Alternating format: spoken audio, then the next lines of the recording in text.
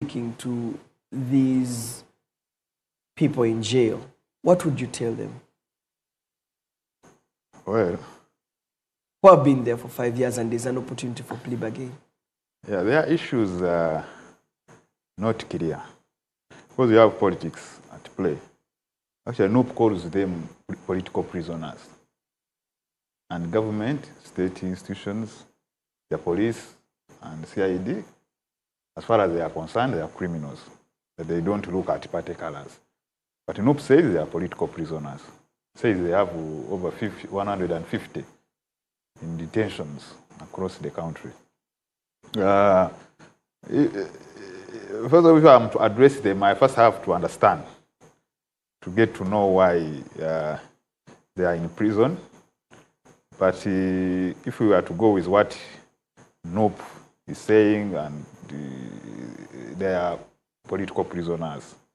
And as far as NOP is concerned, these are trumped-up charges.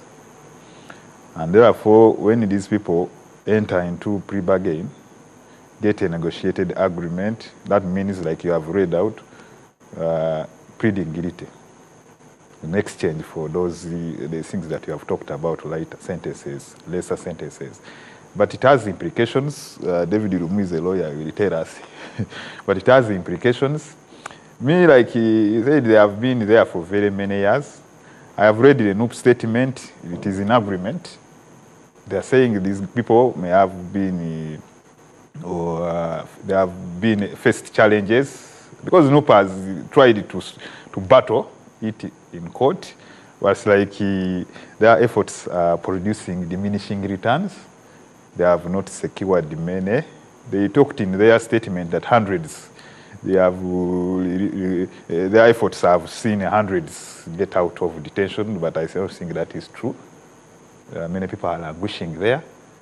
And if you realize that there is no end in sight to that, the only way is to plead guilty. But like I say, it has implications because now you will go down as a criminal. That one will never go away. If indeed you are innocent, and now because you want to get out, you have to look at the bigger picture. Because when people are, either you say, this one committed a crime. So your image already soiled. So they have, the prisoners, they have to weigh this very carefully, look at the bigger picture. Many of them are young, and they have many years to live. So, and also depends on NOP. NOP may also, to agree, may also have understood already the situation. They have quoted, they are saying, given what the president is saying, and because there are people who have been appearing in court and then denied the bail, and they go back. They also agree, given the situation now, the only way out is to negotiate. Okay, all right, David. I mean, I hear Umar, but you know, you're talking to people who are almost giving up. They're fighting for one thing. At that time, everything that matters is freedom. I just want to get out of this place. I've been here for 5 years. My case, ever since I was remanded, hasn't been even heard. I've not put in a defense, like nothing. You know, and it's at the discretion of the justice system. Beyond, you know, yes, I know the plea bargain, but do you see a clog in the justice system that we have people on remand for 5 years? I can't imagine myself or any of you, my dear colleagues, in there, in prison, for 5 years. Think about that. You're not serving a sentence. You are on remand. 5 years. And then you don't even have a future that your case is going to be brought before court. David. Before David comes in, sorry, Solomon, if you have been on remand and there is a sentence, the judge captures that, consider that, puts that into consideration. They cut. If they are to sentence you to 10 years and you have been in 5 years, they remove the 5 years and they serve. Yes. They capture the time. They capture the time. They do. Although it would be good to first of all, investigate before you arrest someone. And that's what the Attorney General, the immediate former Attorney General, Chiriwa Chiroduka, told the CID people, and even General Tafiri when he was in Internal Affairs. Before you arrest, make an arrest, first investigate. Don't arrest, you waste somebody's future, you just there, had the plans, disrupt their plans, and then you start saying, I'm still What if they find you not guilty? That is the thing. Wrongful arrest. Yes, so the issue lies in Article 43. Any infringement on the rights of people, you must demonstrate that they are justifiably possible in a free and fair democratic society. Now, Uganda's benchmark of a free and fair society are the democracies that have built the act of democracy for over 100 years plus, US and UK. But as they transplanted the oak from UK and planted it here, that's democracy, a system that Ugandans didn't even understand. You remember the debates of pluralism, whether to open up for multi-party dispensation. Ugandans didn't understand the concepts properly. So if US can force Snowden to jump on a plane to Russia, to run for his life, and this is the pure democratic dispensation we are borrowing, the Julian Assange concept in UK running to Ecuador for refugee. So once you come to Uganda, you must underpin Article 43. What were the framers envisioning? Rule of law, democracy, good governance. So in political science, they say if you are in a meeting that is going to overthrow government, make sure it succeeds. Once it fails, because the Magna Carta of the UK, those were the debates. The king is above the law, is next to God.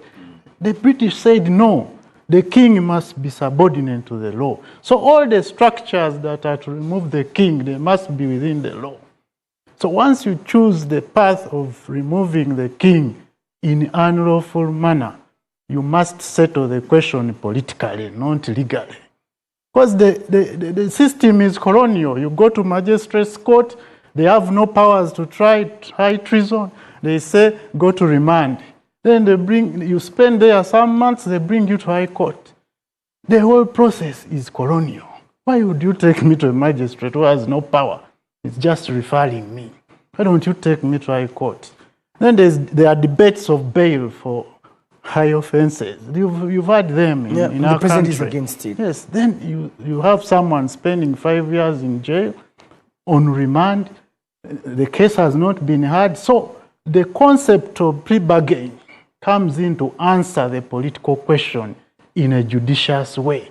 Because the president can't give you amnesty when the case is not a full trial, when you have not been charged and jailed. So in the process of 5 years leeway, they looked for something that can soften the ground politically, because treason is a political question. You will be there, dilly-dallying. It's a capital offense. Yes, but it can be settled politically, negotiations. So when these gentlemen and ladies of National Unity Platform say, maybe we try the option, I think the party should support them, because you need numbers. A democratic dispensation needs actors in opposition to be at full play in the democratic dispensation, not to be locked out of the debates. That's why you see the undertones within Parliament on the lead of opposition administration, on that section 6 of the Administration of Parliament Act. Because the lead of opposition is appointed by the party with the second numerical strength, which is opposition. How do you remove him? How is he accountable? The debates have started, but you look at the bigger picture.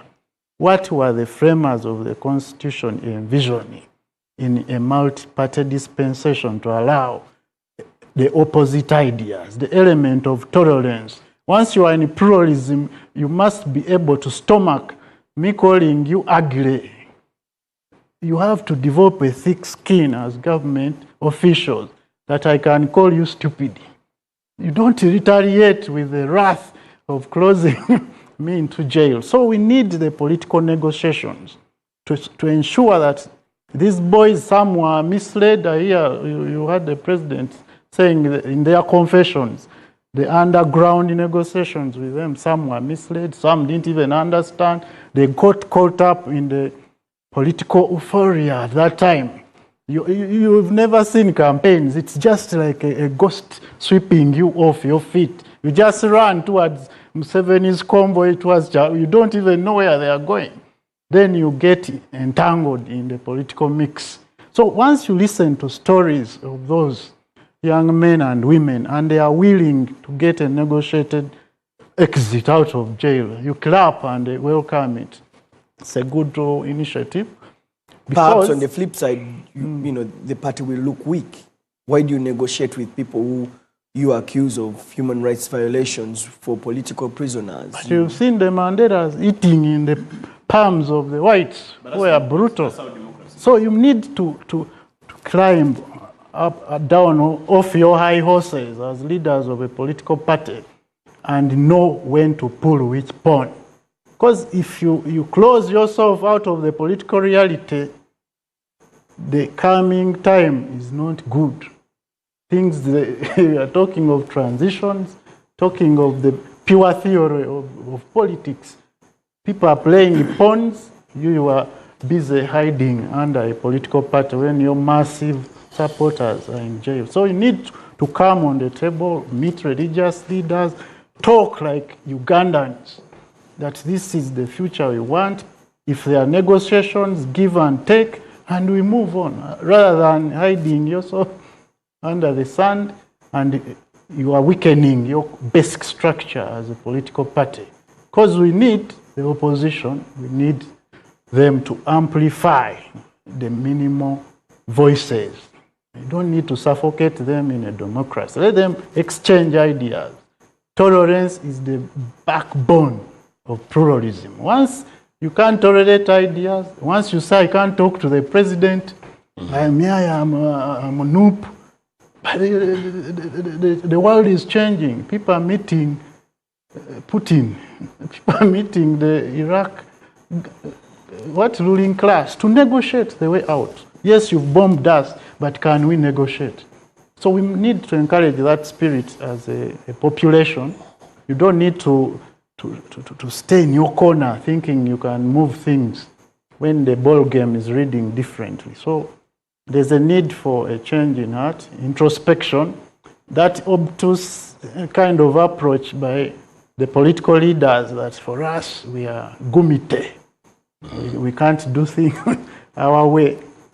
Will cost us, because once the transition is triggered, you have to play a role in that transition as a democracy, as a political party, and find a win-win situation, especially for the youth that found themselves entangled in that political mix.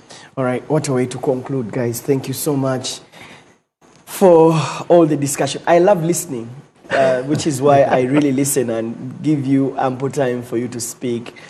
Thank you very much, Daniel Lutaya, for being on the show. David Lumu, thank you, and Umar, thank you so much. So the party starts what time? The party starts at 11. We are going to be dancing at Next Media Park. Yes, so guys... the chance to see me dancing has arrived. It should be... All right, guys, thank you so much for being part of the Media Roundtable. It's been a joy coming back to the show that I started, and I'm happy that it's still alive, and I'm just going to be passing on the mantle to the next person. I think it's Kanari who hosts it now. I've done my bit. Thank you so much for being such a wonderful audience. Thank you so much for keeping it NBS as we celebrate 18 years. I'm Solomon Serwanje. It's been an honor serving you. Have a lovely, lovely day, and let's meet when our paths cross. Good morning.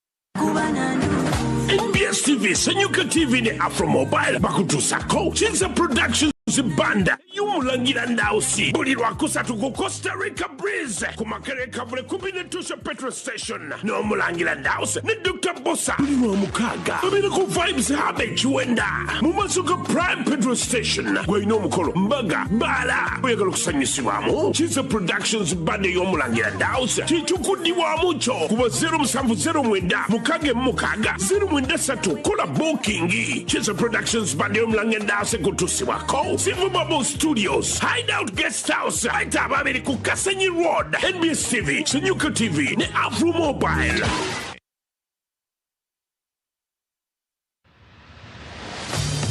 Ready to kickstart your body goals? Look no further. Vine Fitness Gym has got you covered.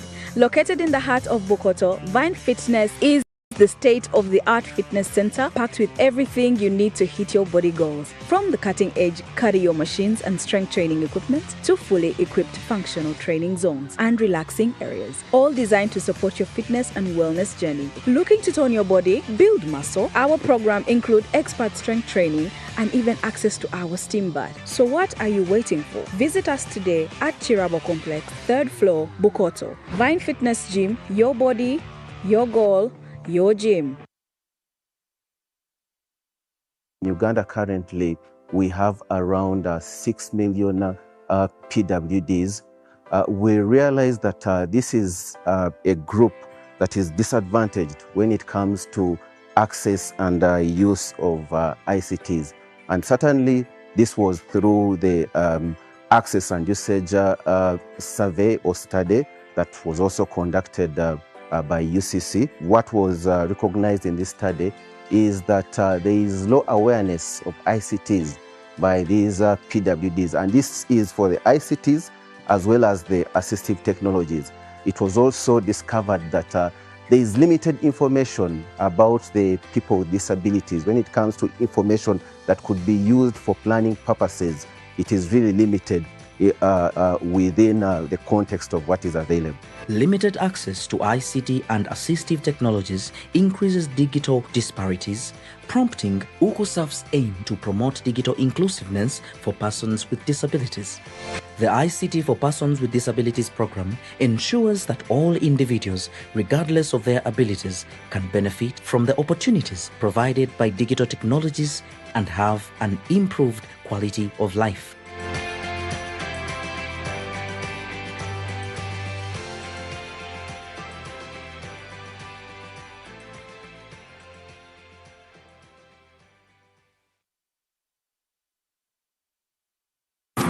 August 2026 is here!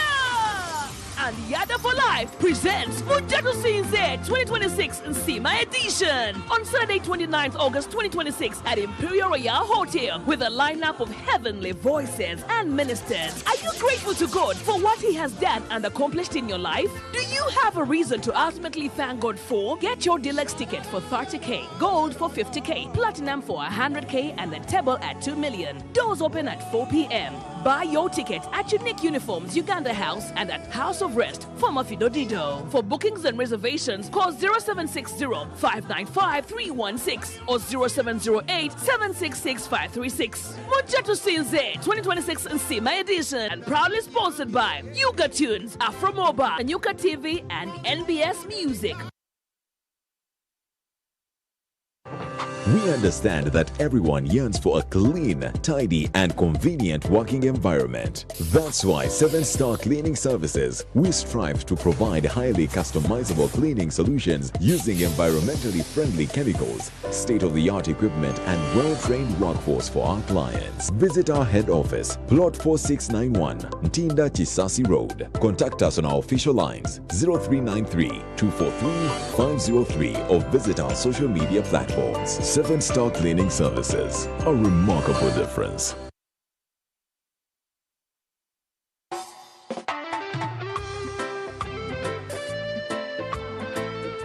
Ashaba music.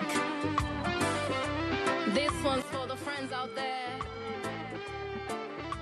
Hi Fireflies, this is a shower music straight out of Cavalle. I am inviting you for my concert, which is going to be on 10th July. It's a Friday and you have no excuse. We'll be at National Theatre, chilling and jamming to Mental Break EP and Fireflies album. Come and let's have a blast. Interest is only 50,000 and 150K for those who will also want merchandise. I love you. See you soon. Mwah. The National Mosquito Net Distribution Campaign is back. No one should die of malaria in this era. It is your responsibility to chase malaria from your home. The good news is that the government of Uganda has once again started distribution of mosquito nets under the 5th Universal Coverage Campaign, also known as the Under the Net campaign. Under this exercise, 1 mosquito net will be distributed per 2 people in every household. A village health team member, a community health extension worker, also known as a CHU, and the LC1 chairperson will move house to house to register members of the household in preparation for receiving their mosquito nets. Do not lie back. Ensure that you register all your household members to receive a mosquito net. On the distribution date, move to your distribution point and receive your net. Mosquito nets protect you and your family members from infectious mosquito bites that lead to malaria. Ensure that you receive the net, hang the net, and sleep under the net every night.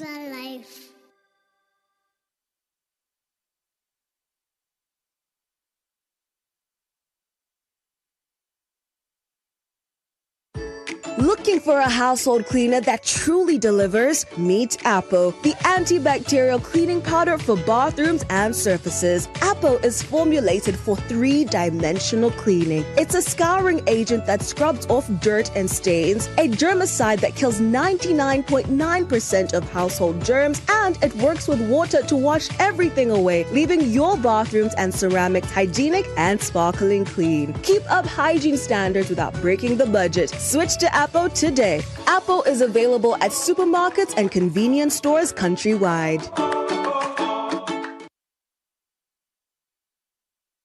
The Electoral Commission informs all Ugandan citizens that the compilation of the Village LC1 Council Register and the Village Women's Council Register is taking place from the 6th to the 10th of July 2026, every day from 7 a.m. to 6 p.m. If you are a Ugandan citizen at least 18 years old and ordinarily resident in your village, visit your designated registration center and register in person. Registration is free of charge. Carry your national ID, national identification number, or national ID application number. Register today and take part in choosing your leaders at the grassroots level. Electoral Commission for regular, free, and fair elections and referenda. NBS. Always.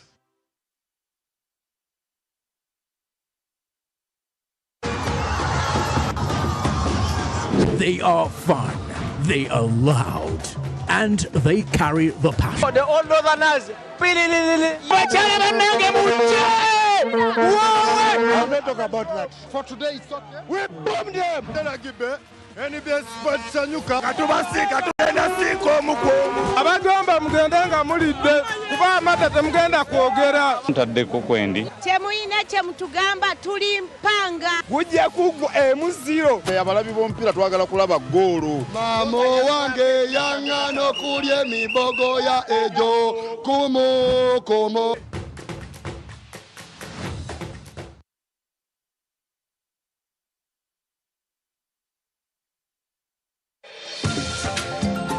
For 18 years, we have been there when history was made, when Uganda celebrated, when the nation mourned, when questions needed answers, and when the truth mattered the most. We have gone where the story is, bringing you the moments that shape our nation, live. We have listened to every voice, giving every side the opportunity to be heard, balanced. Through every headline, every election, every breakthrough, every challenge, we have remained committed to one promise: to serve Uganda with journalism that informs, connects, and inspires. Because for 18 years, our commitment has never changed. Live, balanced, always. Thank you for making us part of your story. As we celebrate 18 years, we renew our promise to you To keep showing up? To keep asking the hard questions? To keep telling Uganda's story with integrity? NBS Television, 18 years. Live, balanced, always. NBS.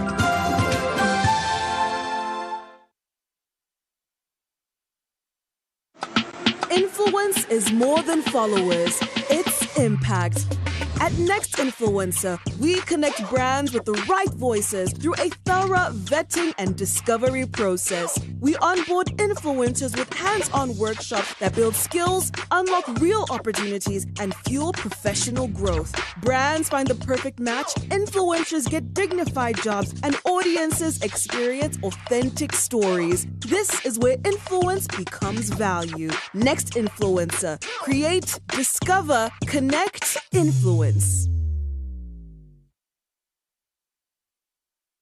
7. Knowledge, excellence, and opportunity.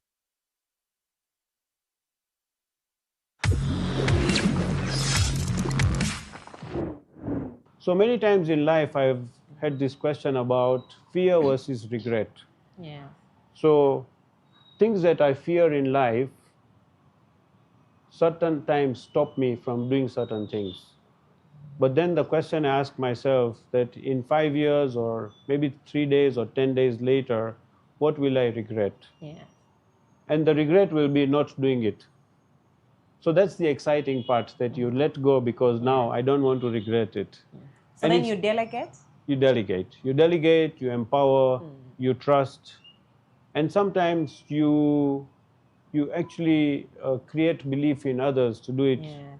And remember, I'm not perfect. Yeah. It's also recognizing that I am not perfect. And so I don't expect that perfection is really going to go. And one of the things that I believe in as my personal mantra is to hunt for progress rather than perfection. And that's been very useful. So amidst that fear, because it's not just for you, and you say something, I'm also a recovering perfectionist. Yeah. So I like my things to be a certain way, and sometimes I like to delegate, but I understand what it feels to trust somebody that they will do exactly what you would have done.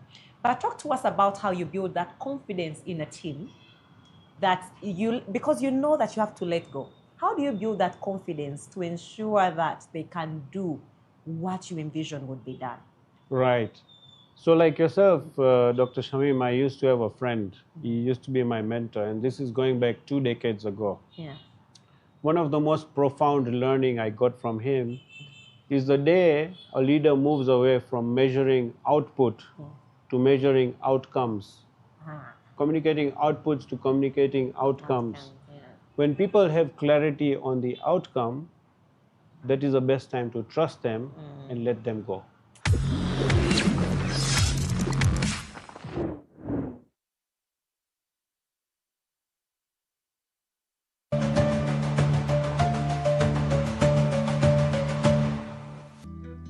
Did you know the Olympic Games began over 2,700 years ago in ancient Greece? The ancient Olympic Games were first held in 776 BC in Olympia as a festival honoring the god Zeus. Athletes competed in events like running, wrestling, and chariot racing, testing strength, speed, and endurance. Winners didn't receive medals, but olive wreaths and eternal glory.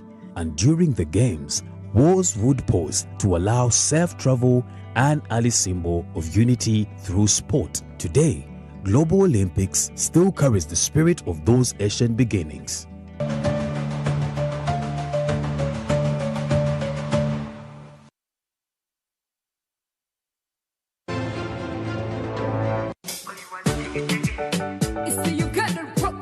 Your first love getting introduced to this industry, you came through as a model. I've seen people depressed, but you were depressed. Walinya Uber okuva e Kampala paka e Hollywood.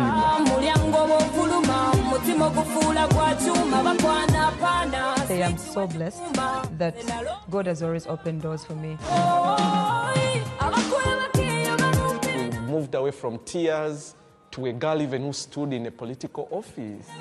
Honorable. Naawe oli mmekete olaba osota kagaali nange Onilu yatukola ebifaananyi ne Ebrayans tebyakomawo.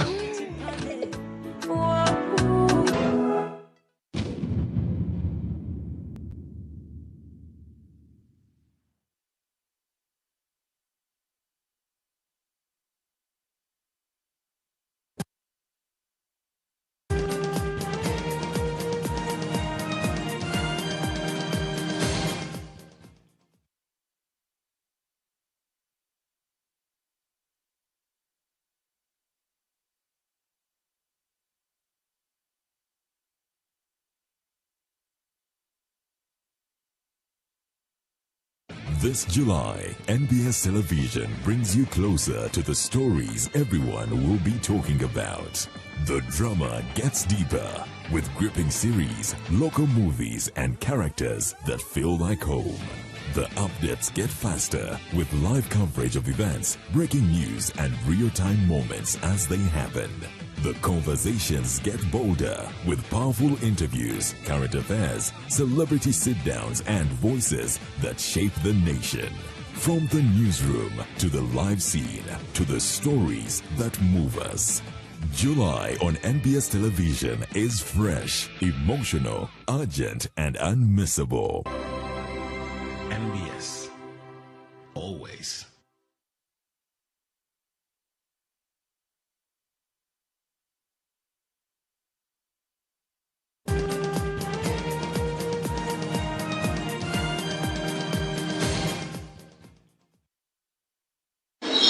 Okay, we're coming. We'll look at it.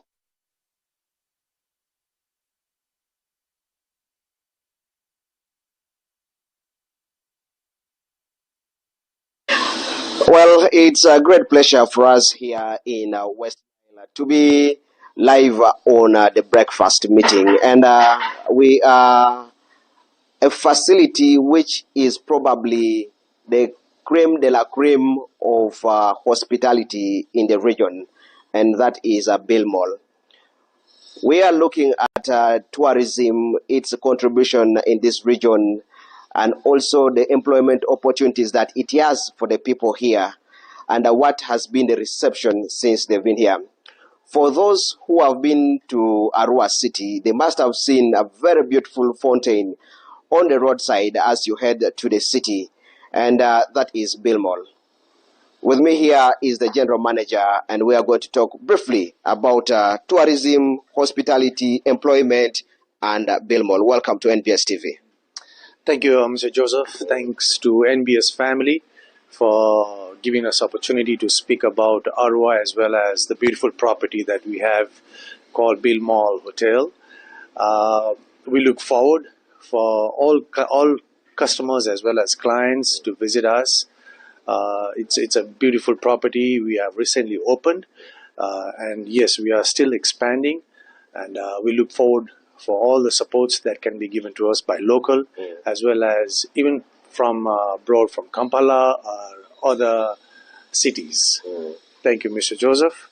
Once again, thanks to NBS family for hosting this live. Okay, thank you very much. In the last few months or a year or so, this place has caught the attention of the people of Arua City and basically the world region. What has been that winning point about winning Bill Mall?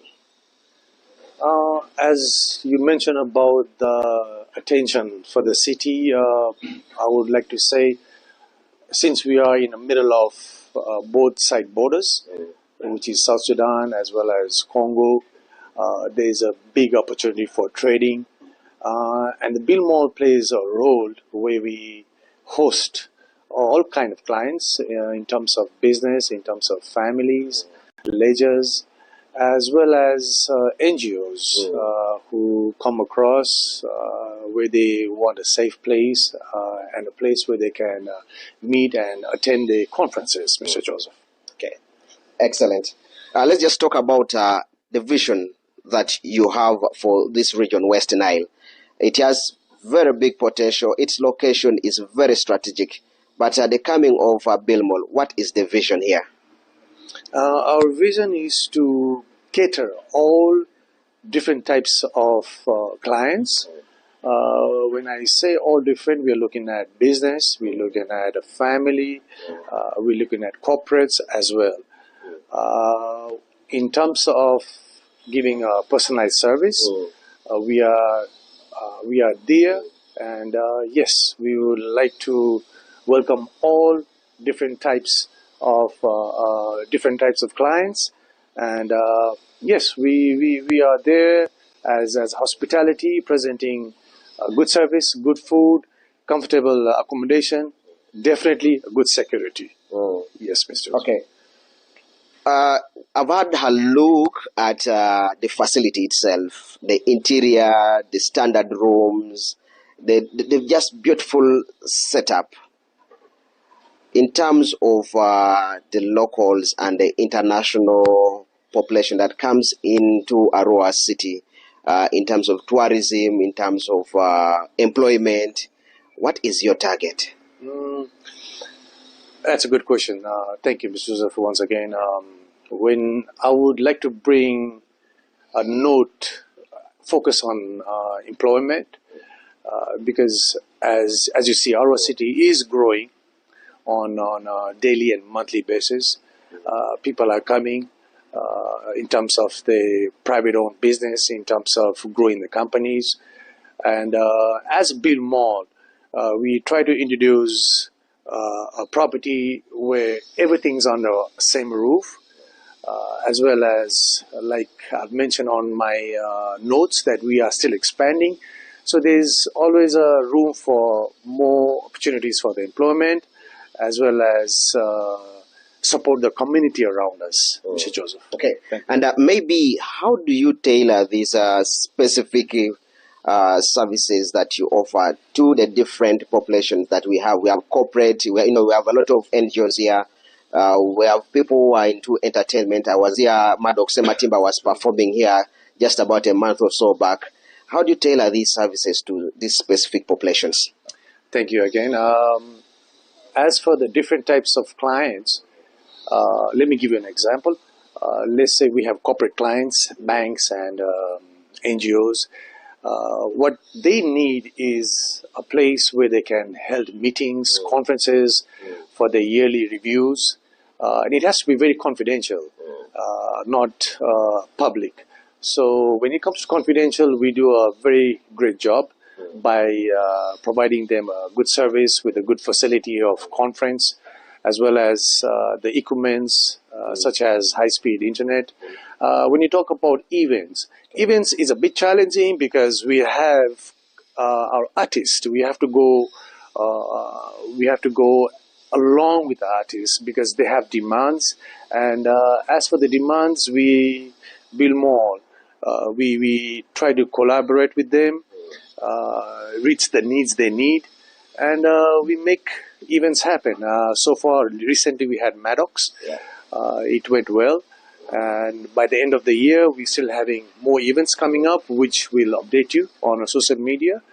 And yes, we look forward for any individuals who wants to do their parties, celebrations, always welcome. Okay. We will make sure we make it happen for everyone. Okay. Mr. Joseph, thank you. Okay. Yes. I know people who are out there, you may just be wondering what Bill Mall looks like, but this is the place that has hosted international artists like Grand Toto, the one of Rachel.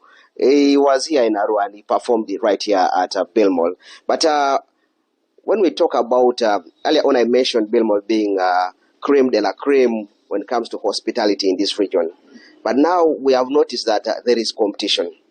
How do you intend to ensure that you stay on top of your game? Good question again, Mr. Joseph. When you mentioned the line top of the game, frankly speaking, I'm proud of what we have. Mentioning about top of the game, it's all about factoring things such as you're maintaining the property. I believe the main point here is hospitality. There's a difference between service and hospitality.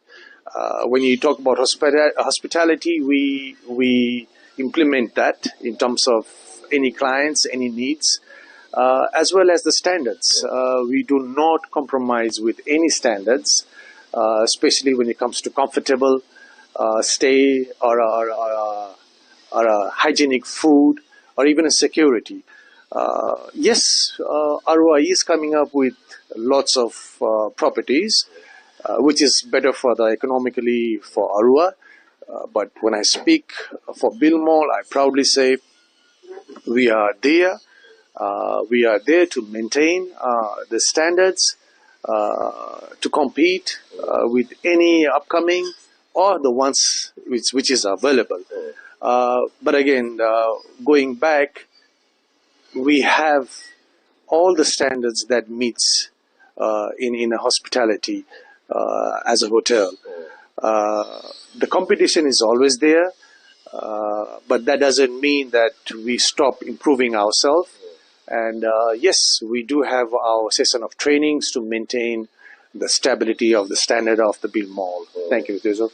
Excellent. Thank you very much. I know you are aware we are just a few kilometers, probably like 5 kilometers away from the Democratic Republic of Congo. Up in the north, we are probably like 30 or so kilometers away from the South Sudan. This region hosts a very large number of refugees from these two countries.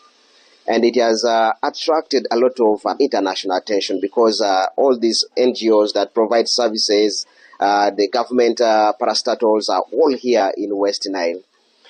In terms of Bill Mall as a facility, what you have, is it enough? I've heard you intend to expand, but what do you want to bring on board again now?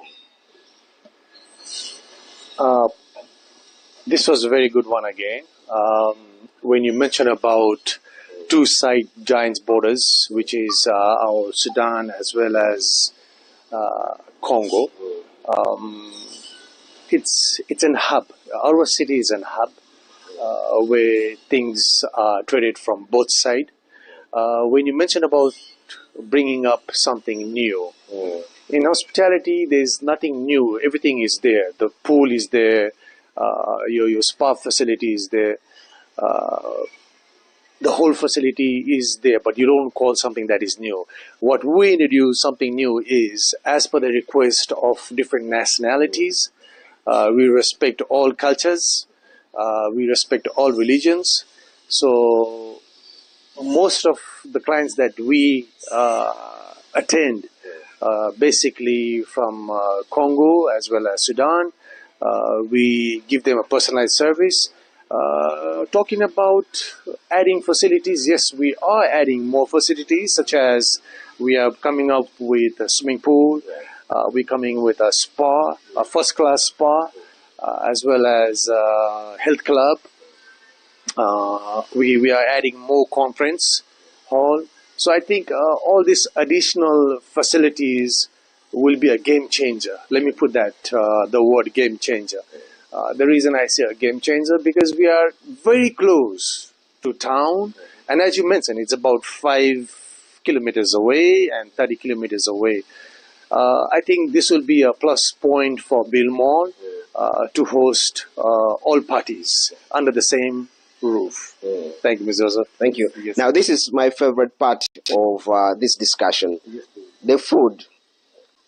You know, this country is very diverse. We come from different regions. If somebody is coming from, let's say, Western Uganda, from Central Uganda, from the extreme part of Northern Uganda in Karamoja, are they able to get food, local food here? And if there's somebody who's coming from outside, let's say from foreign countries, the food, what food do you have, the cuisine here?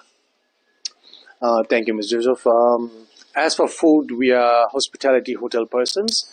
Yes, we do provide local foods as per the requests and the demands of our clients. When you mentioned something about abroad clients, yes, we do have continental, we have Indian food, we have recently we have started our Brazilian in Arua. So I have to be proud of that. I have to be very proud of what we are putting up there in the table for the clients. When I mentioned about Brazilian, I believe we are the first in West Nile that is introducing Brazilian cuts. And yes, we do have a buffet system as well. If someone wants to do a party, a conference, or a brief meeting, we can tailor make the food for them.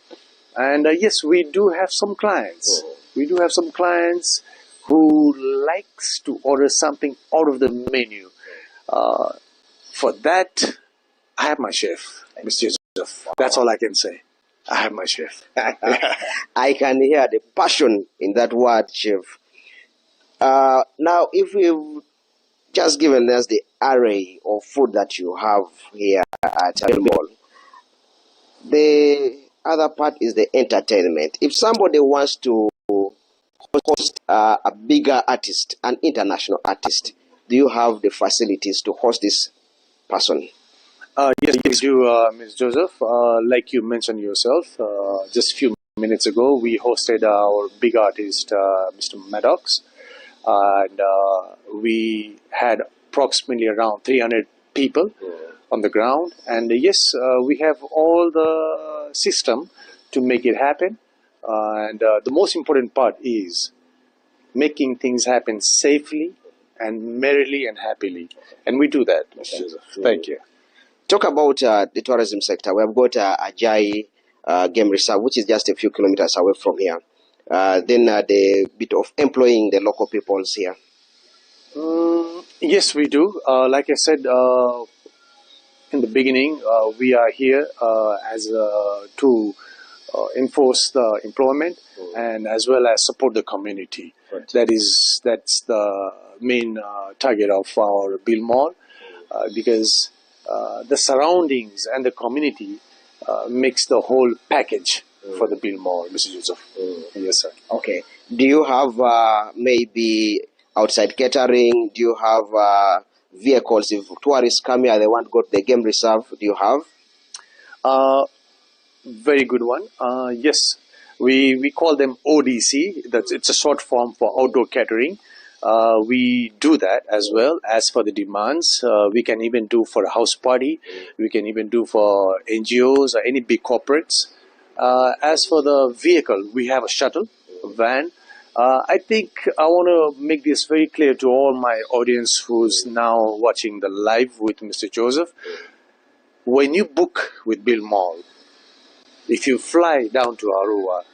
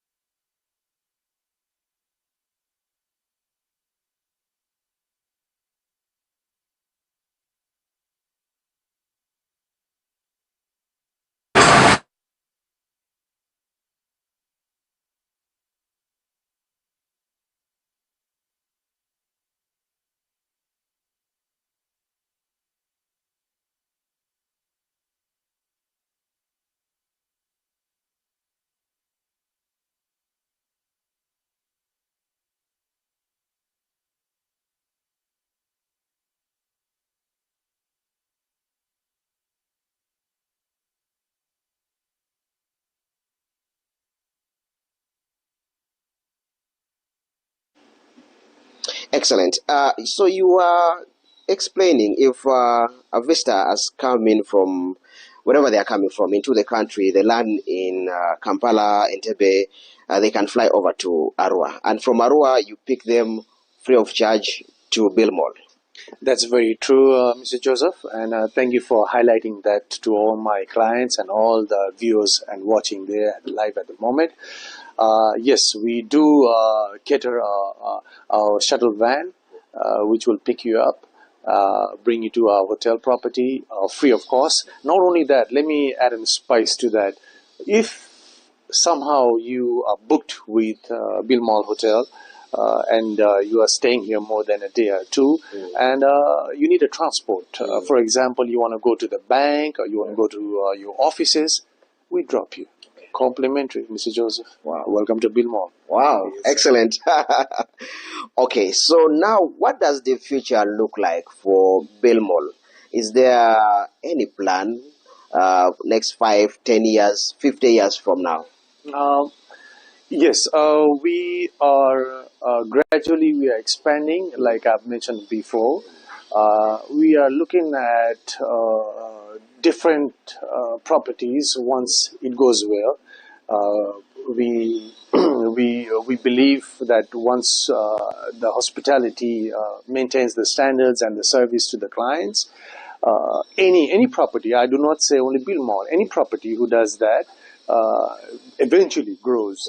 When we grow, we look into venturing sister concern property, making another branch, as well as keeping in mind that we are supporting our locals as well as the community. I think that's a very important part. We grow as well as we grow with our communities together, Mr. Joseph. Okay. Yes, sir.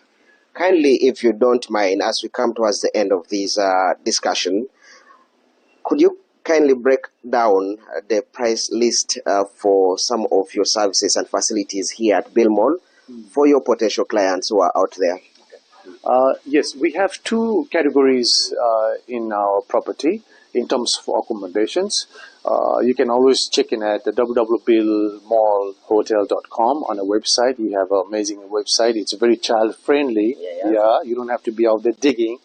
When it comes to accommodations, I mentioned two categories. Standard suite, we are looking at 340,000 Ugandan shillings. Which is paid for the value that, as you see in my room standards. It comes with 2 breakfasts, 2 full continental American breakfast, or even as per your request, you can even have some local dishes in. Then we have apartment suite, which is amazingly spacious. You have a separate sitting living area where you can attend your meeting, as well as a separate bedroom for your privacy. You're looking at 500 Ugandan shillings. I believe it's very reasonable for someone who's traveling, especially from Kampala. Yes. And that also includes 2 breakfasts, continental, American, or as per the needs and the request for local clients also, Mr. Joseph. As well as I have a conference hall. It's fully equipped. I would like to say first thing I would like to mention, it's AC. It's very important. We have AC, we have our projectors, we have our 2 mics. The entire system is available in our conference hall. We have a fine dining restaurant where all your demands and your requests as per the food that you require. Like I mentioned before in the short form, I have a chef. Okay. Yes, sir. Yes, sir. Food is very important. It is in the heart of hospitality. But where we're seated here looks like a place where people come to entertain themselves. Do you have weekly or maybe daily entertainment evenings?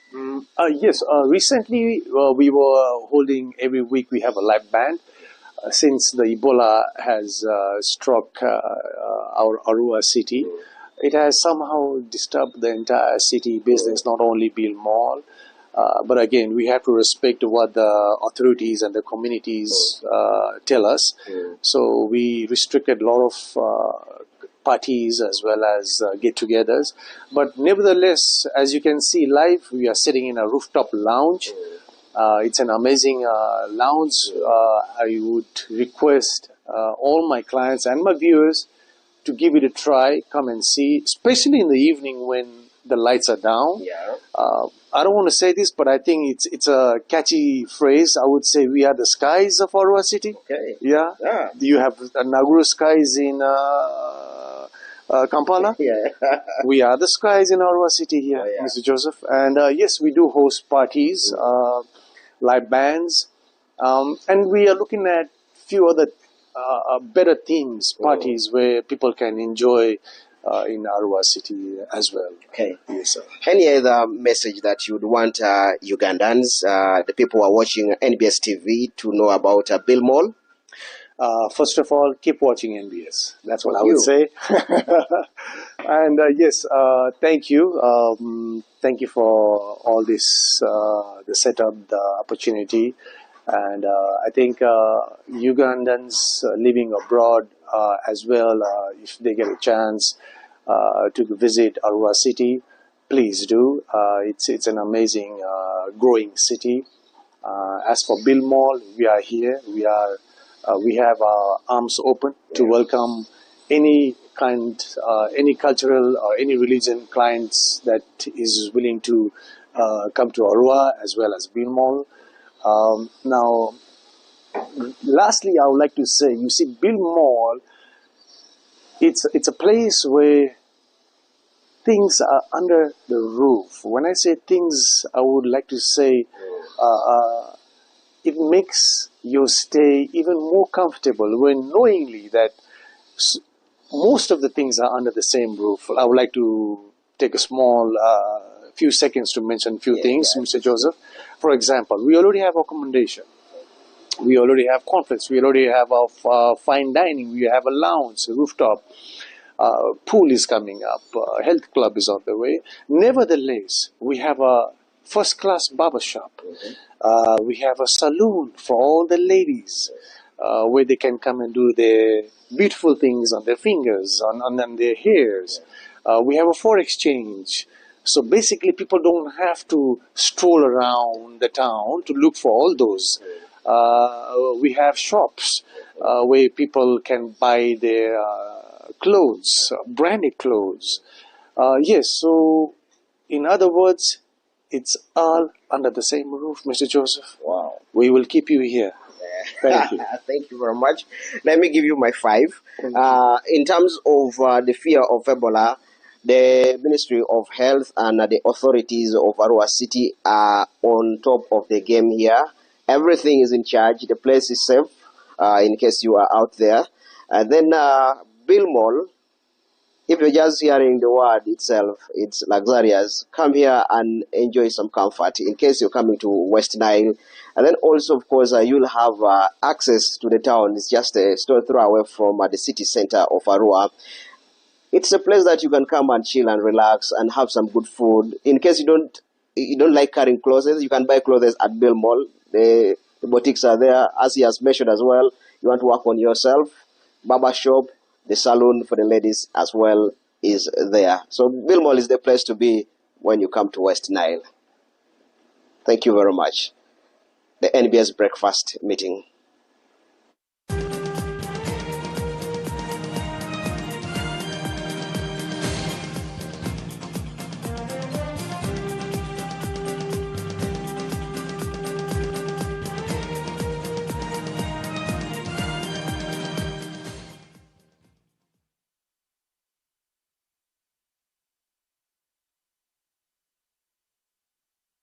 Reggae live in concert at Kolo Airstrip. Na Musambu August. Chifuro chigenda kubera.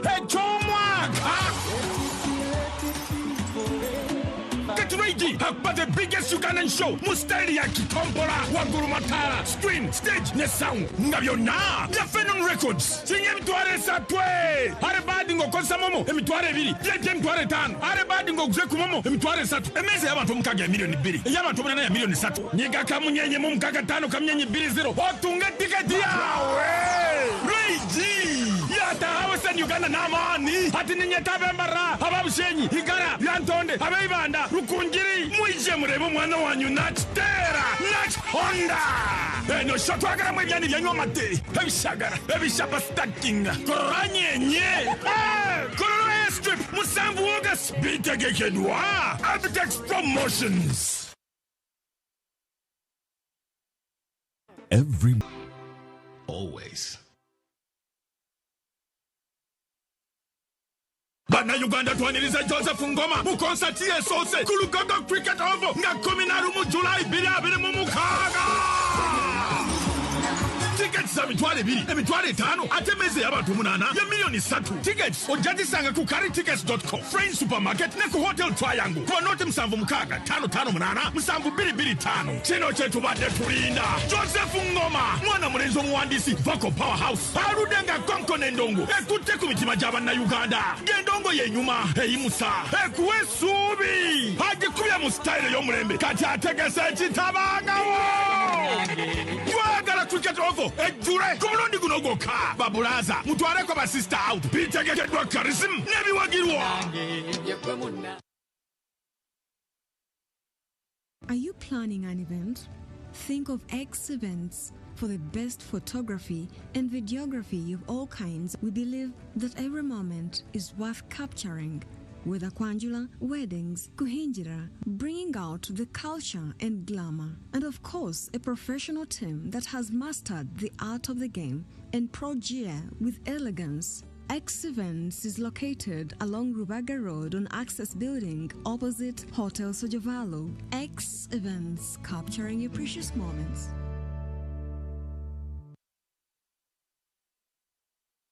Hey, hey, travelers! Are you a family gearing up for that big vacation, a hustler working abroad coming home, or your squad chasing sunsets and passport stamps? It's time you lock in. Say goodbye to long airport queues, shocking roaming bills, and the stress of hunting for local SIM cards, because now you can travel like a local. Stay connected in over 180 countries. Just scan, tap, and boom! Instant data the moment you reach your destination.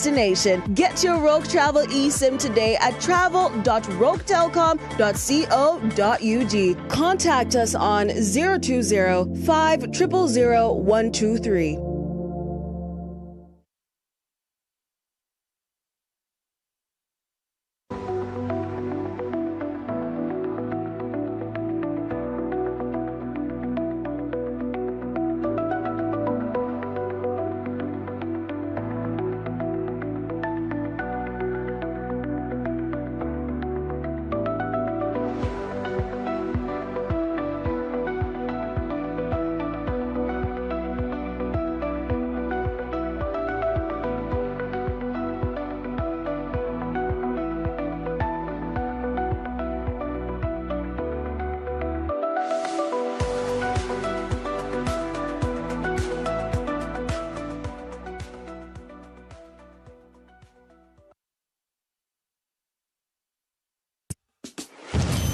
The King is ready. Are you?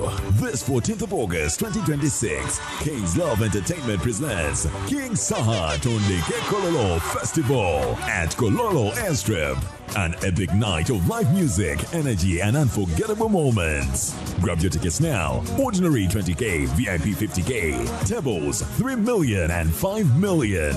Don't miss Uganda's biggest musical experience. Tondeke Kololo Festival, 14th of August 2026. Powered by NBS, Sanyuka TV, Afro Mobile, Capital FM, Beat FM, and Yuga Tunes. The parent is Tuliahewa Dixon. And the child is Ani Tuliahewa Esther.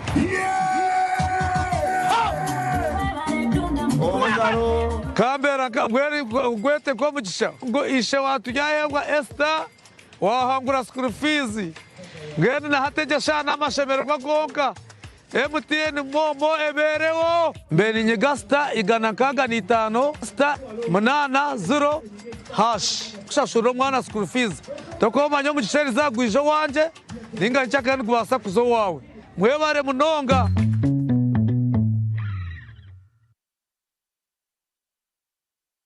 In a digital world, not everything is what it seems. False stories today spread faster than truth, leaving us all wondering what's real.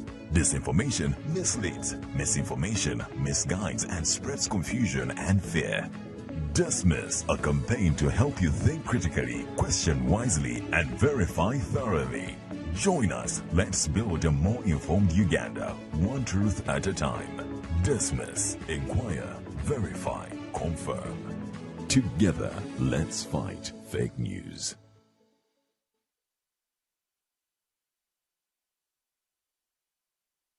Uganda Communications Commission UCC ekutusaka takulaba kunyoma olwokwagala okugatta omutino ku music waffe obuwangwa naddala kadongo kamu n'okumugulira akatale ak'omulembe aka digito all is gold bakabikabi abagikuba nga 3 mu July ku Sheraton Gardens wano mu Kampala. Freddy Sebata, Dani Mugula, Matia Luima, Miss Sarah Saga Mwenge, Takubirizi, William Mukabya, Masias Warukaga, Freddy Sebare, Jaradi Chiwewa, Jigiri, Kasiwa Kapo, Harriet Sanyu, Nabitaka, Betty Nabulia, Aisha Nachito, Bonamu, Hatakura Kunyoma, Okwinga Shinja Mtwalo Kumi Vyepe Mtwala, Biate Meza ya milioni 3. Sheraton Gardens asa tomorrow mu July. Tutandika sawe mu yakaunge. Kati ngono obera wa. Hatakura Kunyoma. Wagidwa, UCC, Rospom, Afro Mobile, Nesanyuka TV. Atolo de Bitegekebwa. Balunya Promotions. This July, NBS Television brings you 2 unforgettable dramas. Mondays and Tuesdays at 8 p.m. Step into Honorables, where every laugh hides a secret, every conversation has a movie, and behind the doors of a bustling Kampala bar, politics and ordinary lives collide. Then on Wednesday and Thursday at 8 p.m., it's Socialites, a world of fame, friendship, ambition, and betrayal, where every post has a price and every choice can change a life. 2 gripping stories, 4 unforgettable nights. Honorables, Socialites, this July, only on NBS Television. Always. Bana Uganda muwulire kitabanga wo bajja clear process ekutuusaako Irene Namatuvu atuse mu Kampala ku Serena Hotel nga 2 mu August musajja atumye strong woman live okuyira emitwalo 10 yeje emitwalo 15 ku gate alebadde emitwalo 10 ate meza ya milioni 3 ticket zitondibwa ku Passport ku John Color Solutions ne ku Serena Hotel wennyene Irene Namatuvu yasinga mu kyabaita authentic Uganda rhythms enkuba ya Afro pop egatte ngoma ya wano n'ekidongo ono ya Afrima Award winner best female artist mu East Africa choreography ya Irene Namatuvu screen stage n'amatala 2 mu August Serena Hotel mwana watu naba muwerekeddeko fogo kalempita bimami bijje be strong woman because sente z'ekikazi twagala byana byeskoba bimadulo kyoza sente ziwawereza ku simu zabaddemu ekicupuli ky'etaano wereza endala twagidwa KCB Bank Newman's abakola obumpwati Victoria University Uniform Pepsi Mount Caleb International School Bwalula Viniva Logistics Afro Mobile Nesanyuka TV. Do you have knowledge, excellence, and opportunity?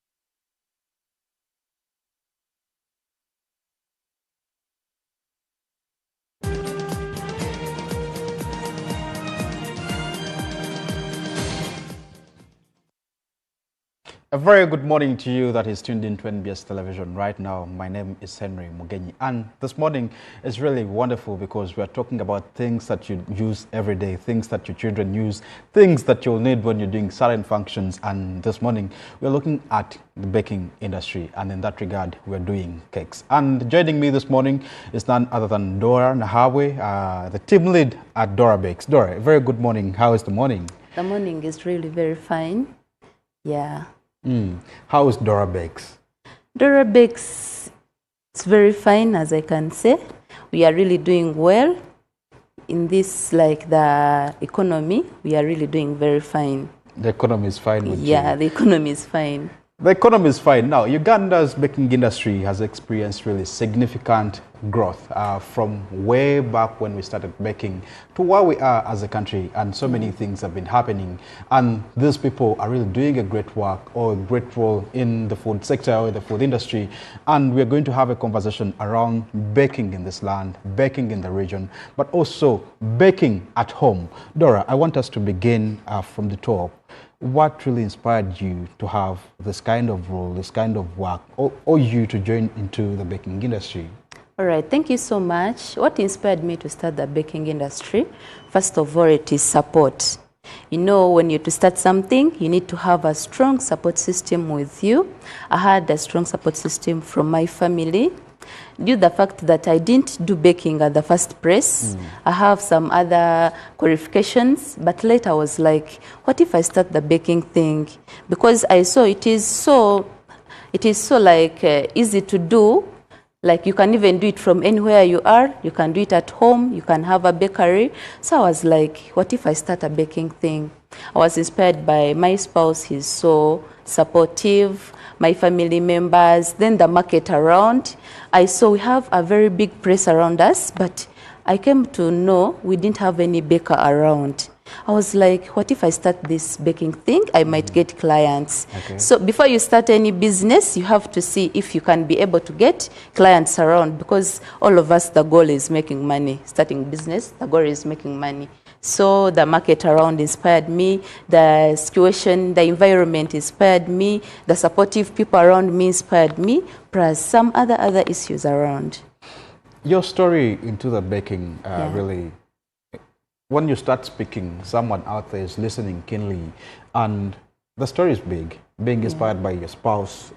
Most of the families that are watching us really will also question that what really sets your bakery apart from those that we've seen or those that we have in our communities. All right, what sets our bakery apart? First of all, we produce quality more than quantity.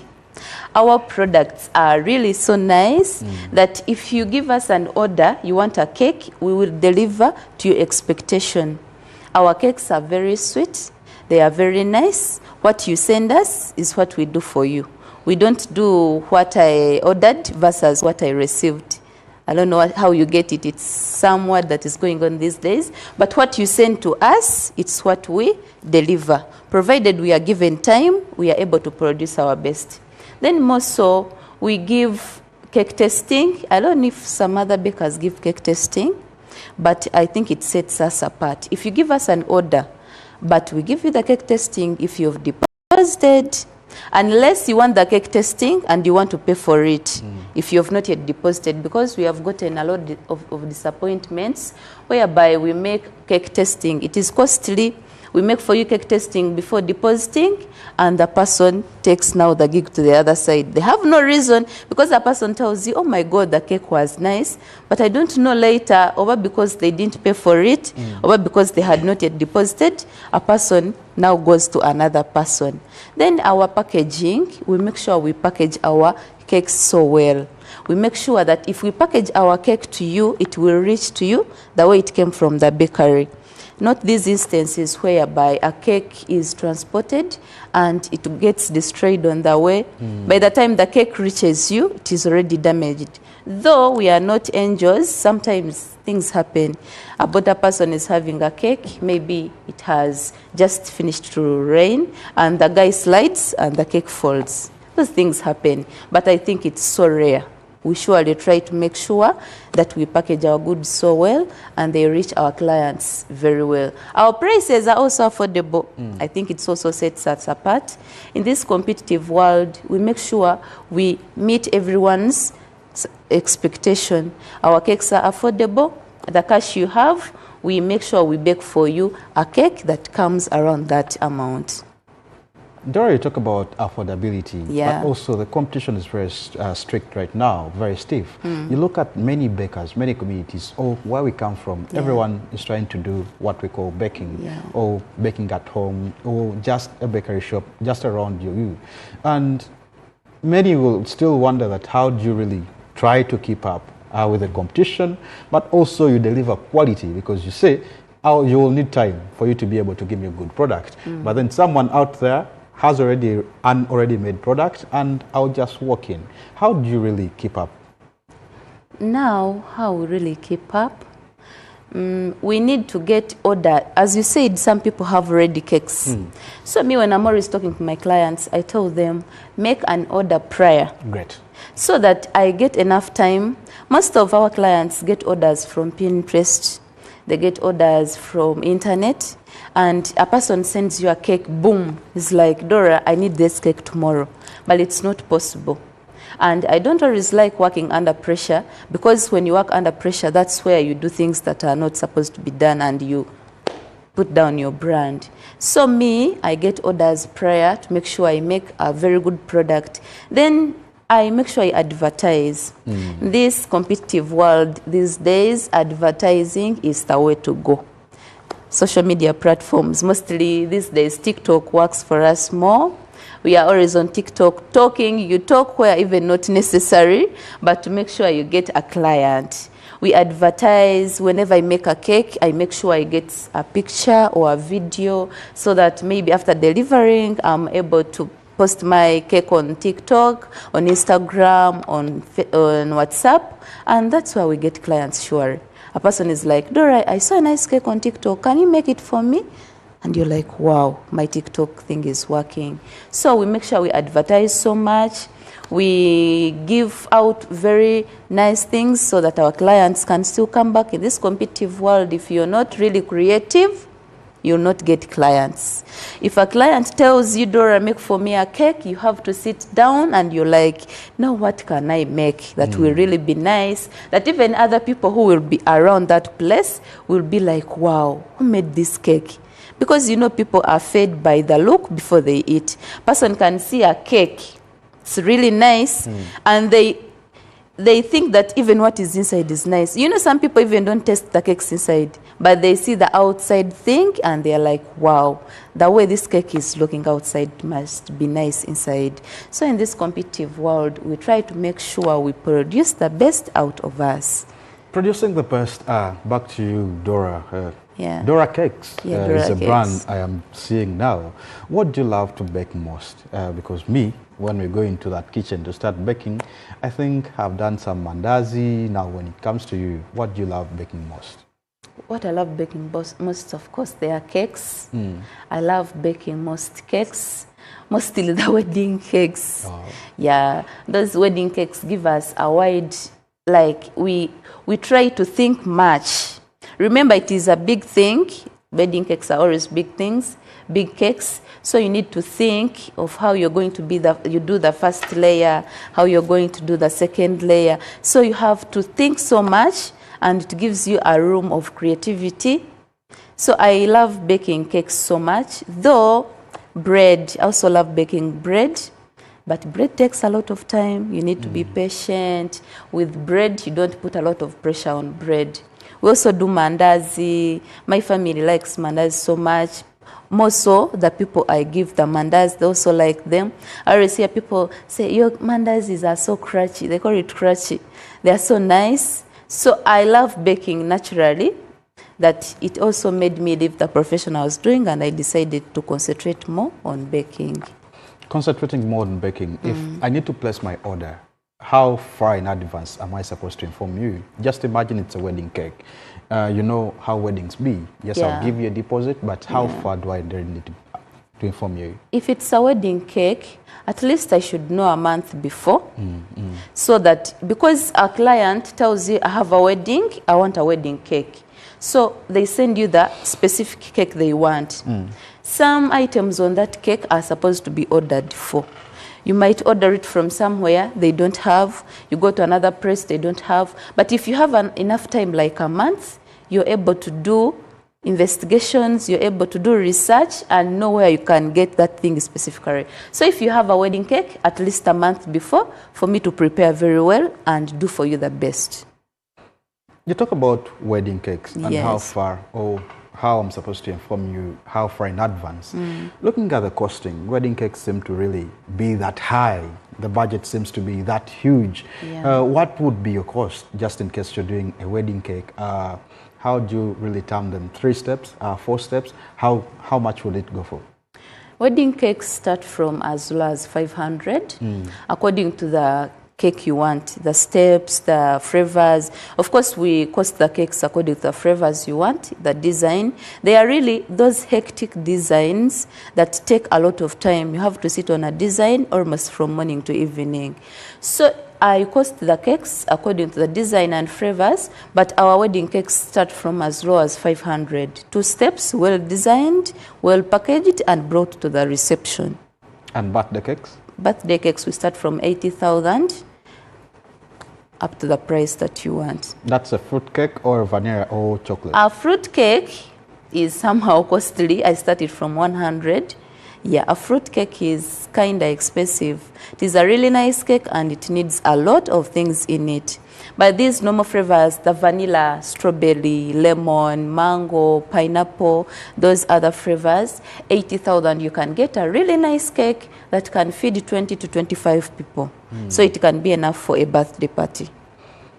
Yeah. Your work basically rotates around keeping clients, recommendations, word of mouth. Someone recommends you to another client. How do you retain these clients, and how do you make sure that, okay, if I recommend you to my client, you're able to produce the best out of yourself? Of course, as I said before, if you recommend me to if you recommend a client to me, I really won't disappoint, because what you expect from me, it's what I will do. That's one of the things. Quality matters. Then customer care. We have customer care. We don't joke with customers, by the way. If I get a customer, I have to make sure I handle with a lot of care. I have to make sure I do what you want me to do. Though we have hectic customers, you try to be good to a customer, but a customer shows you that you have nothing. I don't know why people think bakers are low. Can I say low people? A person comes, they don't want to know. You try to be good, but a person shows you that even if you're good, they don't want to know. But we try to handle such customers. In business, we meet them, but I really try to make sure we have good customer care. I don't change myself. If I tell you 80,000, you won't come to my inbox, and now I change, now that is at 120. So if I tell you my cake starts at 80, and you come, I send you the cake. You say, okay, I will come and do my order. Of course, some people like knowing the prices. And you come back next time. I won't change my mind. I still tell you that cake is at 80,000. Though you tell someone a cake is at 8, and they say, hey, what kind of cake is that? Is it going to feed a wedding? What? People, please. Quality, they say good things are expensive. But I don't think even 80K is expensive for the cake we give Shual. Because I always give people and they're like, oh, Dora, this cake is at 80,000. It's so big and sweet. So you just try us. Before you complain, try the cake, and then you come back and give the feedback. Okay, maybe I'll be that client that will give feedback to Dora, and everyone that will purchase a cake from her, or anyone that would really want to get a cake from Dora Bakes, maybe you can just go up there and then reach out to them on their socials. But Dora, running a business in this world or in this country is somehow challenging. And the fact that you're running a very competitive business, it also comes with its own challenges. What are some of those challenges that you look at and look, it was really tough, and how do you handle them? Now, like the challenges, we have the electricity challenge. Electricity is doing us a lot of sugar in business. You have your order, a wedding cake, a very big order. After mixing everything and it is in the oven, it has just started raising, power goes. And that's where the pressure comes. I know you're like, what am I going to do? But as I can say, if you have a business, you have to get solutions. I tried getting a generator, but I saw a generator it has a lot of noise. That's also a challenge. Then I'm like, what can I do? So I got batteries, solar energy. So in case I have a cake and the power goes off, I connect the solar energy. Then we also have a problem of transportation. These cakes are so delicate. Some of our clients make noise. If you send a cake and gets issues, you know, celebrating when a cake has cracks. So we have a challenge of transportation. Though we try to talk to our delivery people, please be careful. That's why I always talk to my clients. If you talk to the border person and he tells you transport is 10K, and you're like, no, that's too much, I have 5K, what. You know, even if you're a person and you're going on a border, if you bargain too much, the way he's taking you after paying what he wanted and the way he's driving you when you bargain so much is different. So please, if you always want your product so well, talk nicely to these clients. I have one client who abused the border guy. He's the only person. I have like 5, but they were all busy in field. So the one who came, the client talked bad to him. How do you think that person will bring your cake sure? So we have that problem of transportation. Then the bills are so much. For example, water bills, we have a lot of things to wash after baking. By the time you're done with baking, the things are all over. So we have those bills. They are also disturbing us. And some others, sometimes a client sends you a cake from Pinterest and you don't get the materials to put on the cake. So we need maybe some more markets, some more shops for cakes so that we can be able to get the ingredients, the elements we want for all those cakes. For all those cakes, are you planning on really importing them in the country or working on them? Right now, I can't tell you I'm planning to import. I'm still going to buy from those people who have, but maybe with time, I have plans. You never know. If God blesses me, He has been doing it. With time, maybe I'll be able to be importing my own things for working. Yeah, it's really in plans, but not yet done. Dora, you're running a very good franchise from the conversation we're having. From the community you're coming from, how has this really impacted the people? Are you really employing young people? What kind of impact do you get and you're like, oh, this is Dora Cakes? Like I said initially, I have delivery people. Of course, they are from the community. I can't be living in Nigeria and I get a border person from Manamungona, no. So people around me are impacted by my business. They get employment opportunities. And of course, the farmers around market. I buy things I use from the people around me. The eggs, the flour, the lemon, all the things I use, I get them from the community around me. Then we do some charity. Sometimes we help people around us. When we have a function around our community, we provide cakes for them. Sometimes you can say, I have given out a cake. I'm a community member, so I'm giving a cake free of charge. Are you giving me one? We shall talk about that later, but of course, why not, if you really want. Now, looking at this business world, you, a CEO, Dora Bakes, how has the baking industry changed your life as an individual? Yes, you've talked about the impact in the community. You personally, how has it really contributed to your change? Of course, myself, I'm really able to make friends that the places where I go. I make sure every place I go where I take a cake, I get enough friends there. It also gives me a chance to be creative, that when you get a new design, you have to do research. You have to make sure you do the best out of you. So I'm so creative. I try to make sure I do this, I do that. Then it also gives me time for myself. This baking thing is that I can say it is the job that can give you time for yourself. For example, if you've already done mixing everything, it is in the oven, now you can do something else. It is also an activity that you can do as a side hustle. For example, like you're working here, you have this breakfast meeting, then later you have nothing to do, you're done with your work for today, you can go home and do some order. By the way, you can think about doing the cake business if you have no side hustle, because it is a very nice job that you can do even at home, in the convenience of your home. You can have some room, you put an oven and you start working. So I've really benefited so much from this cake business. I'm also a boss for myself, as I can say. I have no pressure. I work when I want. When I have clients, I work. If I don't have, I do something else. As a family member, I have time for my family. Yeah, I think. Boss lady has spoken. Maybe it is a side hustle that I'm going to think about together with my family. Yes, we do some baking, but not that on a large scale. But also now, many young people out there are watching you, or many young scholars, those that are done with their Form 6, those that are in VAC, those that are done with university. They're looking for what to do. What could be your clarion call to such young people that are watching us this morning in terms of really job creations for themselves, but also sustaining their well-being?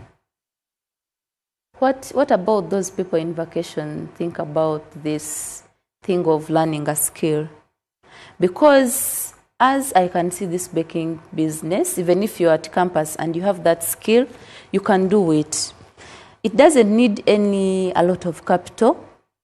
Even if you're at campus and you have your lectures, after lectures, you can go home and do something. Because baking is not only about cakes. You can learn how to make daddies, cookies, scones, the bread and mandazi. And I'm seeing this thing of you at campus and you have your tins of daddies in your hostel. And those campuses are really buying from you. I see you can gain something from it. So what I can try to tell these vacists, please try to get a skill, because us also are in this business. It's not that we didn't go to school. We really went to school, but we are trying to make sure we get a skill. A skill is something that you can have and no one can take from you. In that, even if you use this vacation to learn how to bake, you will still be with your skill. And even after campus, you can still go on with your skill because no one will take it away from you. Yeah. Now, you're a business runner, business owner. What is that biggest mistake that the clients that are watching us this morning do before they do placing their orders? Those mistakes say like, oh, I am done with this. So one of the mistakes, late orders. Like I said, late orders, our dear clients. Someone calls you at night and tells you, Dora, I need a cake tomorrow morning. And if you tell them, I'm really not going to do that order, so now a client becomes angry. Sure, you need a cake and you send, the problem that comes, if you tell me you need a cake, I might give you on some of the ready cakes I have at home because I try to make sure I have some cake around at home. But a client sends you a specific cake they want, and it's really so urgent. I will not be able to do that order. So that's why I always emphasize to always give me orders before time. Like some today, if it's a birthday cake, 1 day or 2 days, enough. Then another thing, our clients don't want to pay delivery fee. I don't know why. I don't know why you people think we, the bakers, are the ones to pay for delivery.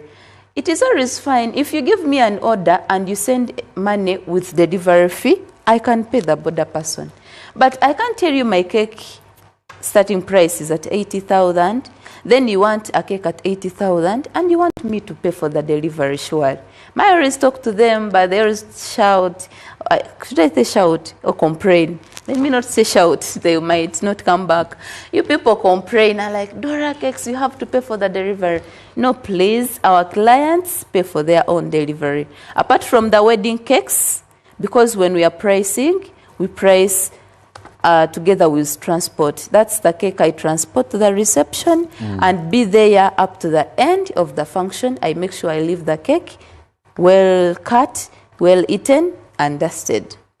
Well cut, well eaten, and dusted. Clients, you must start paying for delivery fee. Now, looking at the future, what does the future really hold for Dora Bakes?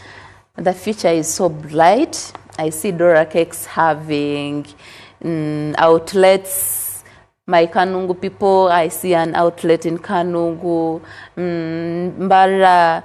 I feel like putting more outlets for my people because I have clients from those places. Last week, but one, I had a client in Kanungu and we delivered a cake there.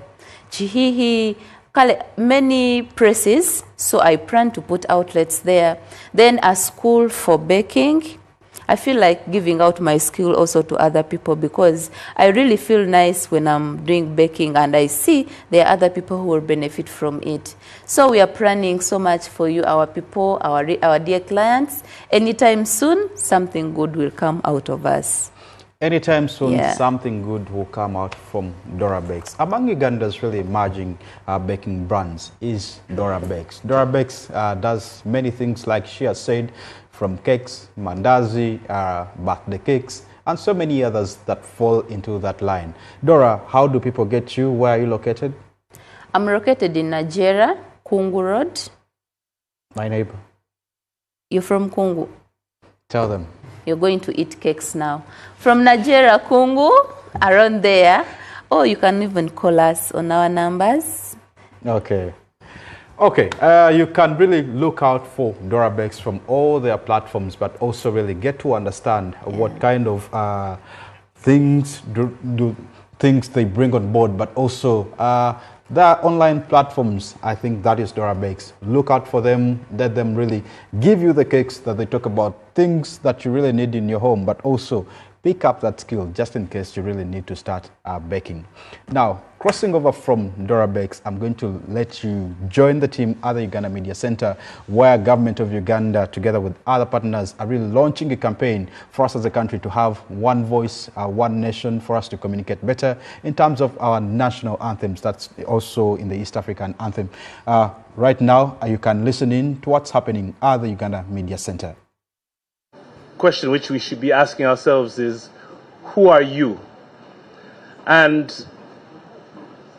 the truth is, every time I stand on a platform and I speak, the first thing that comes to mind is that I am a Ugandan.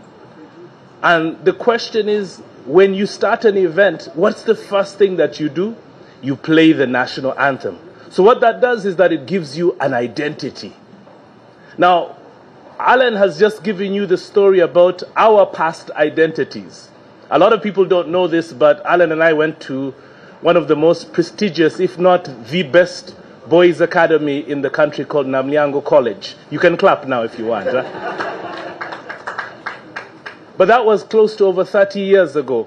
And yes, that gave us an identity in terms of where we came from an academic standpoint. But the question is, what sort of belonging do we have as nationalists? When I travel the world, and Benon talked about traveling around Uganda, but I'll take it a step further and say, every time I'm on a platform, whether national or international, the first thing I do is that I play my national anthem, and I play it with pride. I stand there and the words sometimes bring tears to my eyes. And just a few weeks ago, I think Alan was tweeting and said, oh, we've got this competition that we want to do. And I said, Alan, you need to listen to a certain version. And I gave him a version, and they played it, and everybody online was like, wow, I didn't know it existed. And I know there are times when, you know, as a nation, we are going through so many challenges. But again, at the same time, we've got so much hope in the future. And this is the beginning of our story, to be able to play the anthem and sing the anthem with pride. I'm happy that he called me up. My job is to tell people stories. And I'm extremely thankful that Uganda Media Center has actually come up with this initiative. I'm proud to be part of it. I'm excited. I can't wait. In fact, Benon, I think that you are unfair. You are only recording celebrities. What about us guys? Us wananchi. So will you also record me? Ha. The number you have dialed is not available today, but I'm warming up for it. But thank you very much. I'd like to just emphasize that this is not just a competition, but it's a movement for us to rediscover the love that we have for the part of Africa. Thank you, and God bless.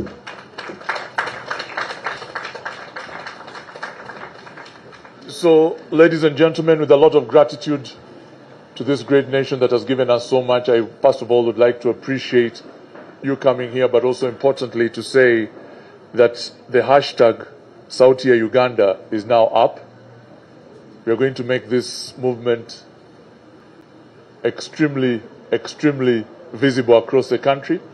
I take this moment to thank His Excellency the President for inspiring this competition.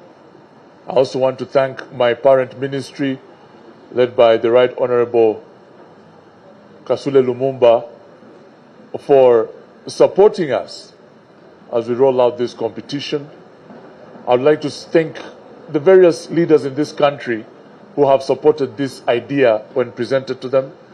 The Chief of Defense Forces, General Muhoozi Kainerugaba, being one of them. So we want to invite every single Ugandan, in whichever capacity you are, to participate in this competition. 100 million shillings is up for grabs. If you're a choir, if you're a band, just come. Just be able to sing both the national anthem and the East African anthem. And also we want to thank the organizers of AFCON for showing solidarity and offering us 100 million shillings towards ensuring that this competition is successful. So thank you very much. Thank you.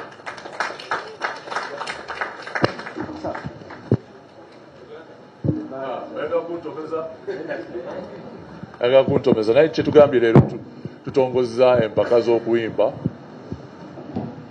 National Anthem ne East African Anthem. Twagala yonna gy'oli ojje oyimbe. Zino mpaka nkulu nnyo zitugatta ffenna nga bannayuganda, n'olwekyo tubakubira omulanga yonna gye muli, kwaya zonna obanga muli church choir, village choir, parish choir, mujje muyimbe tulabe oba munaasobola empaka zino. Bandi zonna nga bwe ziri mu Uganda, bw'obanga oyimba mu Luganda, mu Lujaluwo, mu Lucholi, mu Lusoga, mu Lunyankole, mu Lufumbira, whatever the case might be, mujje twegatte tuyimbe oluyimba lw'eggwanga nga bwe tulutegeera. Obukadde 1,000 omuwanguzi bw'agenda okufuna, kakasa nti osobola okuyimba oluyimba lw'eggwanga n'olwa East Africa. Oyimba oluyimba lw'eggwanga n'olwa East Africa. Oba tomanyi Luswayiri tandika oluyiga kati, kijja kutaasa. Osanga eyo entandiko y'emiliyoni 10,000 ejja kuba yiyo. And wherever you are, region yonna gye muli, kobe Gulu, kobe Kisoro, tujja twagala okukakasa nti buli munnayuganda ayimba era asanyukira mu kyokuba nti tuli mu nsi ennungi, ensi gye twagalira ddala. Twebaza nnyo omukulembeze waffe President Yoweri Kaguta Museveni, nebaza ne Right Honorable Kasule Lumumba, minisita waffe ow'ekitongole kino. Twebaza na buli omu yenna nga tugasseeko n'akulira amagye, kubanga lwe twamutuukirira ne tumugamba nti twagala kukola competition eno, yatuweera ddala amaanyi n'atugamba ajja tuwagira. So let us all unite, twegatte tuyimbe, era hashtag sauti ya Uganda weeri nnyo, mutandike okwewandiisa. Uganda Media Center, munoonye Uganda Media Center yonna ku ntimbagano, mujja gisangayo eyo. Awali Uganda Media Center wajja okuba form eyewandiisa. Mwebale nnyo, mwebale ddala. Okay, thank you very much, Edie. We are live on Afro Mobile, and Joshua is asking if we can have Mama to come and give us Uganda, then we shall have questions later. Okay. Ajat, watugambe wakavemeka.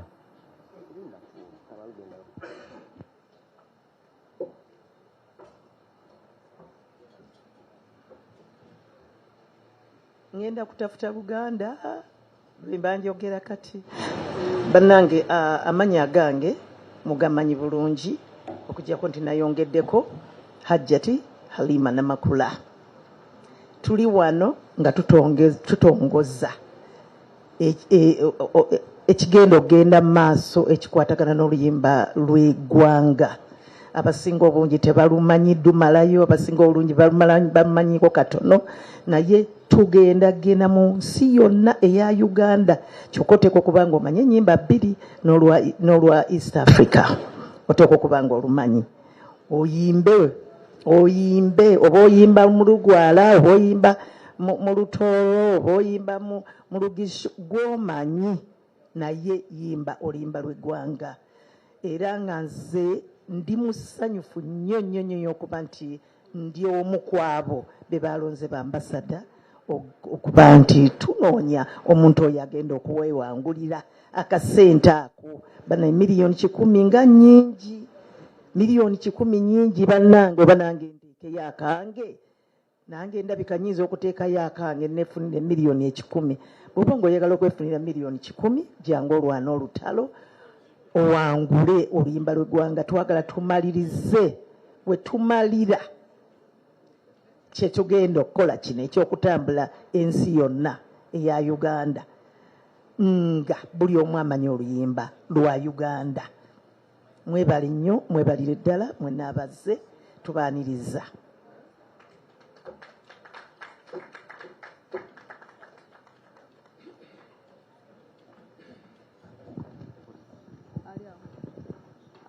Could we please have, we're going to have questions from the media for Alan.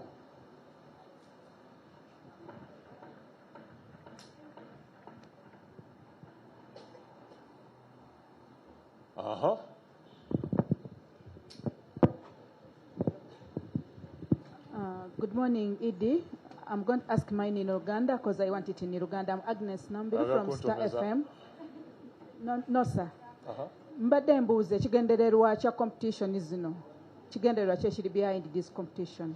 Nagenda ne mbuuza abaana mu ofiisi yange abamanyi okuyimba national anthem. Ne mbasaba bannyimbireko oluyimba. Omu ku bano abali wano sijja mulaga. Omu ku bano abali wano yagenda n'ayimba We Young Women and Men of Uganda. Awo ne ntegeera nti tulina ekizibu. Tulina okuyigiriza bano abaana zino ennyimba because zino ennyimba nkulu nnyo. And like my brother Mitch said, identity yaffe eri mu luyimba lw'eggwanga. N'olwekyo kikulu nnyo buli omu abenga asobola odduyimba. Simanyi oba nkuzzeemu naye awo we tuli. Buli omu twagala kakasa nti buli omu asobola okuyimba national anthem kubanga luyimba lw'amaanyi nnyo lukulu nnyo. Good morning. My name is Dan Ayevale from NBS Television. My question is about how one registers. How do you register your choir? And what is the format? Is it regional and then finally the national competition? That's a good question. Yeah, I don't think we got that right. Thank you, Mr. Ayevale. Just to clarify again, anybody who can sing can enter the competition. If you're great as a band, if you're great as a choir, you can enter the competition. There are forms that are available right now on our X handle at Uganda Media Center. Just do a search on Uganda Media Center and you shall find the forms there and you can register for the competition on there. That is the first thing. And we shall also make available on all our platforms and on our website the forms so that you can fill them in and register. After that, we shall have regional competitions. We shall be announcing competitions in various cities across the country in the next couple of days, so that you know when we are coming to you. Now, registration continues from today, from this moment until the 8th of August. So we shall be closing the registration on the 8th of August so that we start with the competition shortly thereafter. So let's register now, and what we expect to do is that we shall have regional competitions culminating in semi-finals, and of course on the 9th of October, which is our Independence Day, we shall have the finals where the national anthem and the East African anthem will be sung. Thank you very much. My name is Peter Wandeme. I work with Delta TV. Mr. Director, Uganda is so big, and I don't think Media Center have some offices up country. Are you having plans of having a tour around the country, or you're just going to be centralized here? And one thing, there are people who are not online. Are you targeting only those people who can access the internet, or even the people from Butaleja, where I come from, who have no access to the internet and also maybe phones? Thank you. We shall be making arrangements to make sure that everybody who wants to participate participates in the competition. And also, when you see Media Center, you see the government of Uganda. And the government of Uganda is everywhere. We are not just in Kampala, we are everywhere in this country. So you can rest assured that we are across the country, and we shall reach every corner of this country to identify the talent that we are looking for. Someone in this country is going to walk away with 100 million shillings because they have sung the national anthem very beautifully. It doesn't matter where they are or where they are coming from.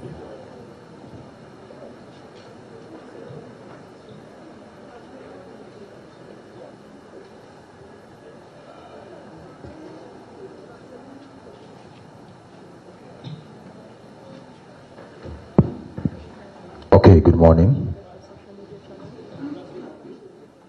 A question that has just come in is how much do these people have to pay? Is it free of charge for anyone to register on the platform? That's a very important question.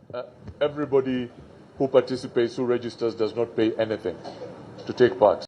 This competition is free of charge, and if anybody tries to con you out of money, so make sure you don't pay at all don't pay anybody anything. Just do it yourself and register to take part. If you prefer to send us an email, our email address is sautiyauganda@mediacenter.go.ug. You can also register using email. Okay? One last thing, the challenge. TikTok challenge, Uganda national anthem, Sauti ya Uganda. We're going to look out for the best TikTok challenge on this one, starting today. And for that, every week we shall give out 1 million shillings to the winner. And ultimately, the very best one will get 5 million shillings. So for the next 4 weeks, we are giving out 1 million shillings every week to the winner of that TikTok challenge of singing the national anthem. Just make sure you tag Uganda Media Center and you also tag Sauti ya Uganda, and we shall pick it up.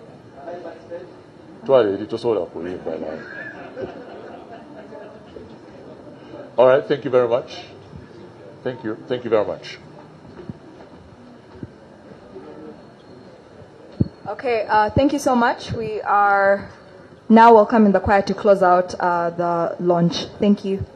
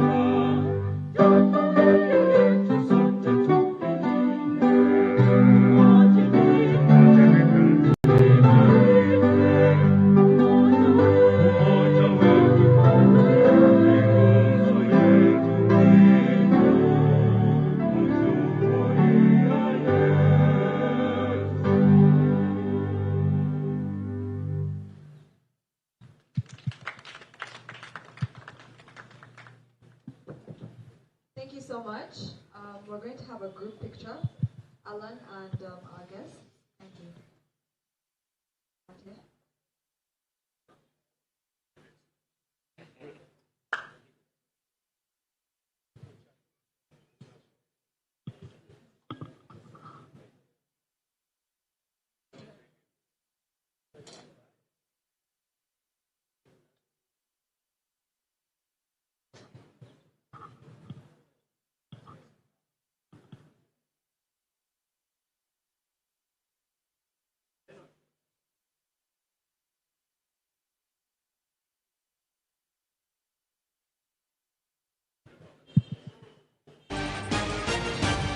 NBS happening now.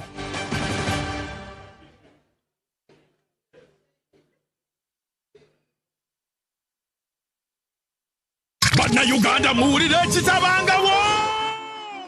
Clear process ekutusako.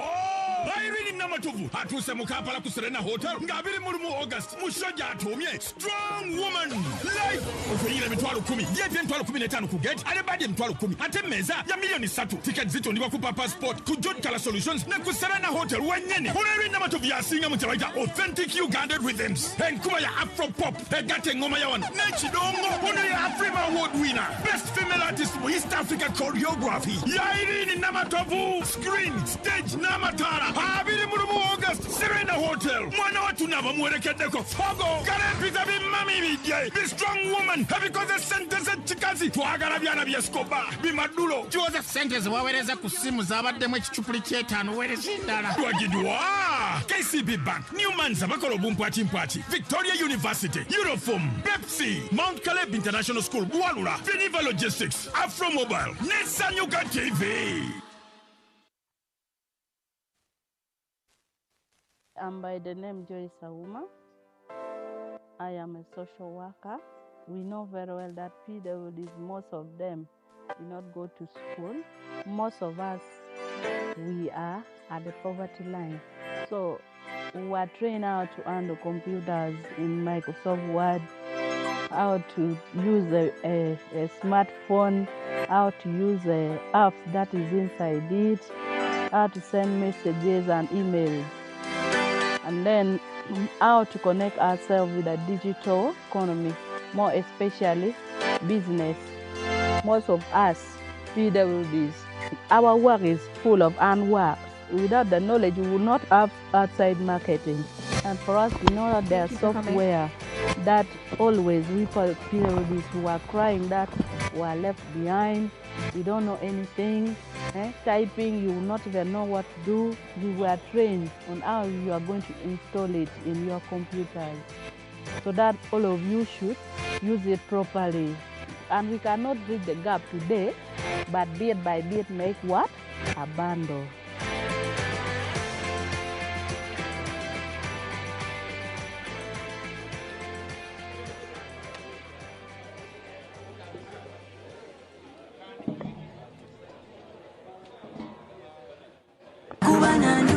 NBS TV, Senyuka TV ne Afro Mobile bakutusako Chinza Productions banda eyumulangira ndausi bulirwa kusatu ku Costa Rica Breeze kumakereka bule kubinetusha petrol station n'omulangira ndausi ne Dr. Bossa bulirwa mukaga babiri ku Vibes habe chiwenda mumasuka Prime petrol station gweyina omukolo mbaga mbala oyagala okusanyusibwamu Chinza Productions banda ey'omulangira ndausi kichukuddibwamu kyo kuba 0709 mukage mukaga 093 kola bookingi Chinza Productions banda ey'omulangira ndausi kutusibwako Silver Bubble Studios Hideout Guest House aita babiri ku Kasenyi Road NBS TV Senyuka TV ne Afro Mobile.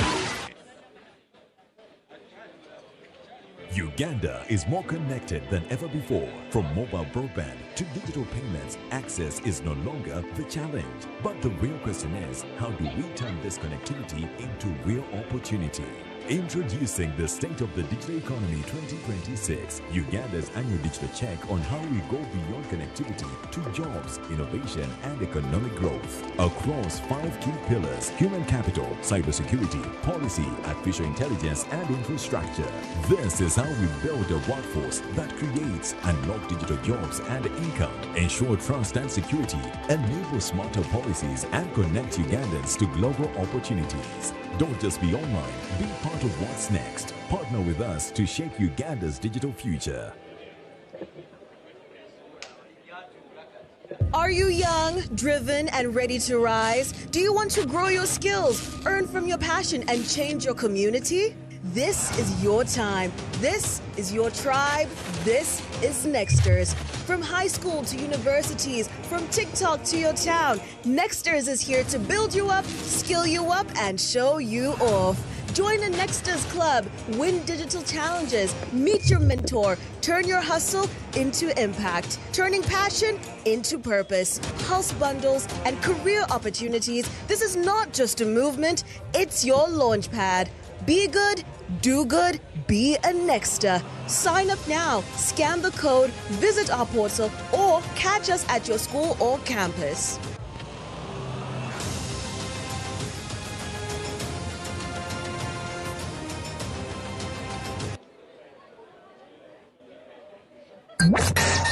The world is going digital, and creativity is no longer just a passion, it's a pathway. Next Creator is building dignified job opportunities for young people by turning creativity into real careers. It's about more than just content. It's about learning digital skills that lead to sustainable income, branding yourself with confidence, understanding influence, and the digital economy. Next Creator equips young creators with the tools they need to grow, adapt, and thrive in a fast-changing world. If you want to turn your ideas into opportunities, if you want to make creativity work for you, this is where you start. Next Creator, your skills, your future, your opportunity.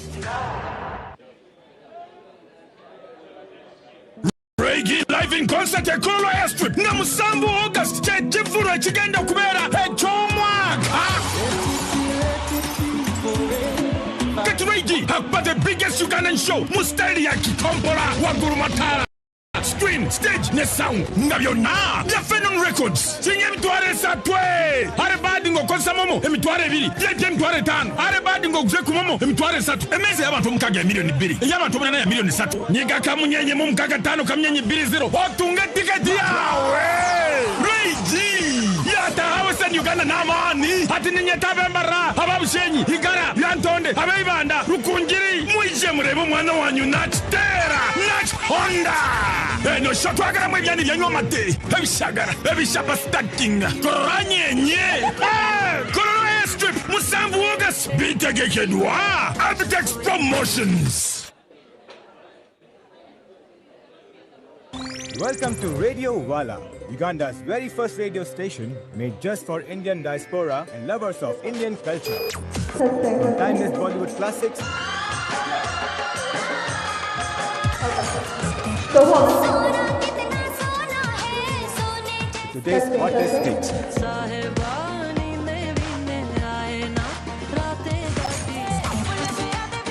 Vibrant festivals, mouth-watering stories, and heartfelt moments from our community. Listen exclusively on Afro Mobile, your cultural connection anytime, anywhere.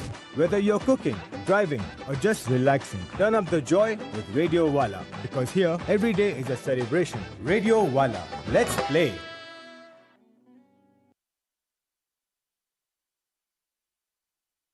Some moments make headlines, others quickly shape our nation, but every moment matters. This August, step into Uganda's story through the eyes of one of its finest visual storytellers. Through the Lens is back. Bigger, bolder, more compelling than ever before. This August 7th, 2026. Witness the defining moments that shaped our nation, from the intensity of the 2026 general elections to the strength of our communities, the beauty of our culture, the courage of our leaders, and the resilience of our ordinary Ugandans whose stories deserve to be seen.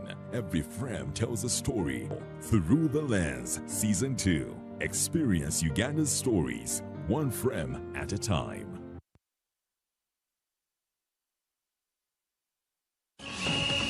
The biggest World Cup Final Fans Festival is here! In Zambia on the 19th of July 2026. Forget about your tiny living room TV. On the final of the World Cup, all roads lead to the Yes Center in Zambia. Yes, will it be Brazil, Argentina, France, or Morocco? Catch all the drama on giant screens with Uganda's top artists, lethal DJs, and non-stop food and drinks. Tickets are selling fast. One match, one nation. Get your ticket now by dialing *165*20# and follow the prompts, or go to Momo Ticketing. Organized by JAK Sports and Pacific Events. The Electoral Commission informs all Ugandan citizens that the compilation of the Village LC1 Council Register and the Village Women's Council Register is taking place from the 6th to the 10th of July 2026, every day from 7 a.m. to 6 p.m. If you are a Ugandan citizen at least 18 years old and ordinarily resident in your village, visit your designated registration center and register in person. Registration is free of charge. Carry your national ID, national identification number, or national ID application number. Register today and take part in choosing your leaders at the grassroots level. Electoral Commission for regular, free, and fair elections and referenda.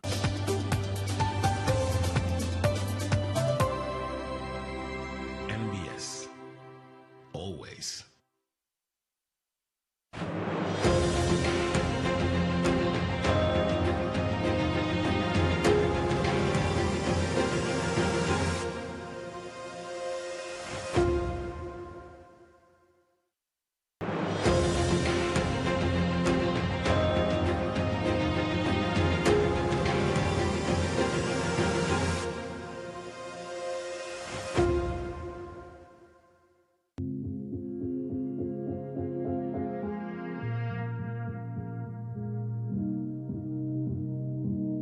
Yeah, there is significant and great, of course, progress when it comes to the control of HIV.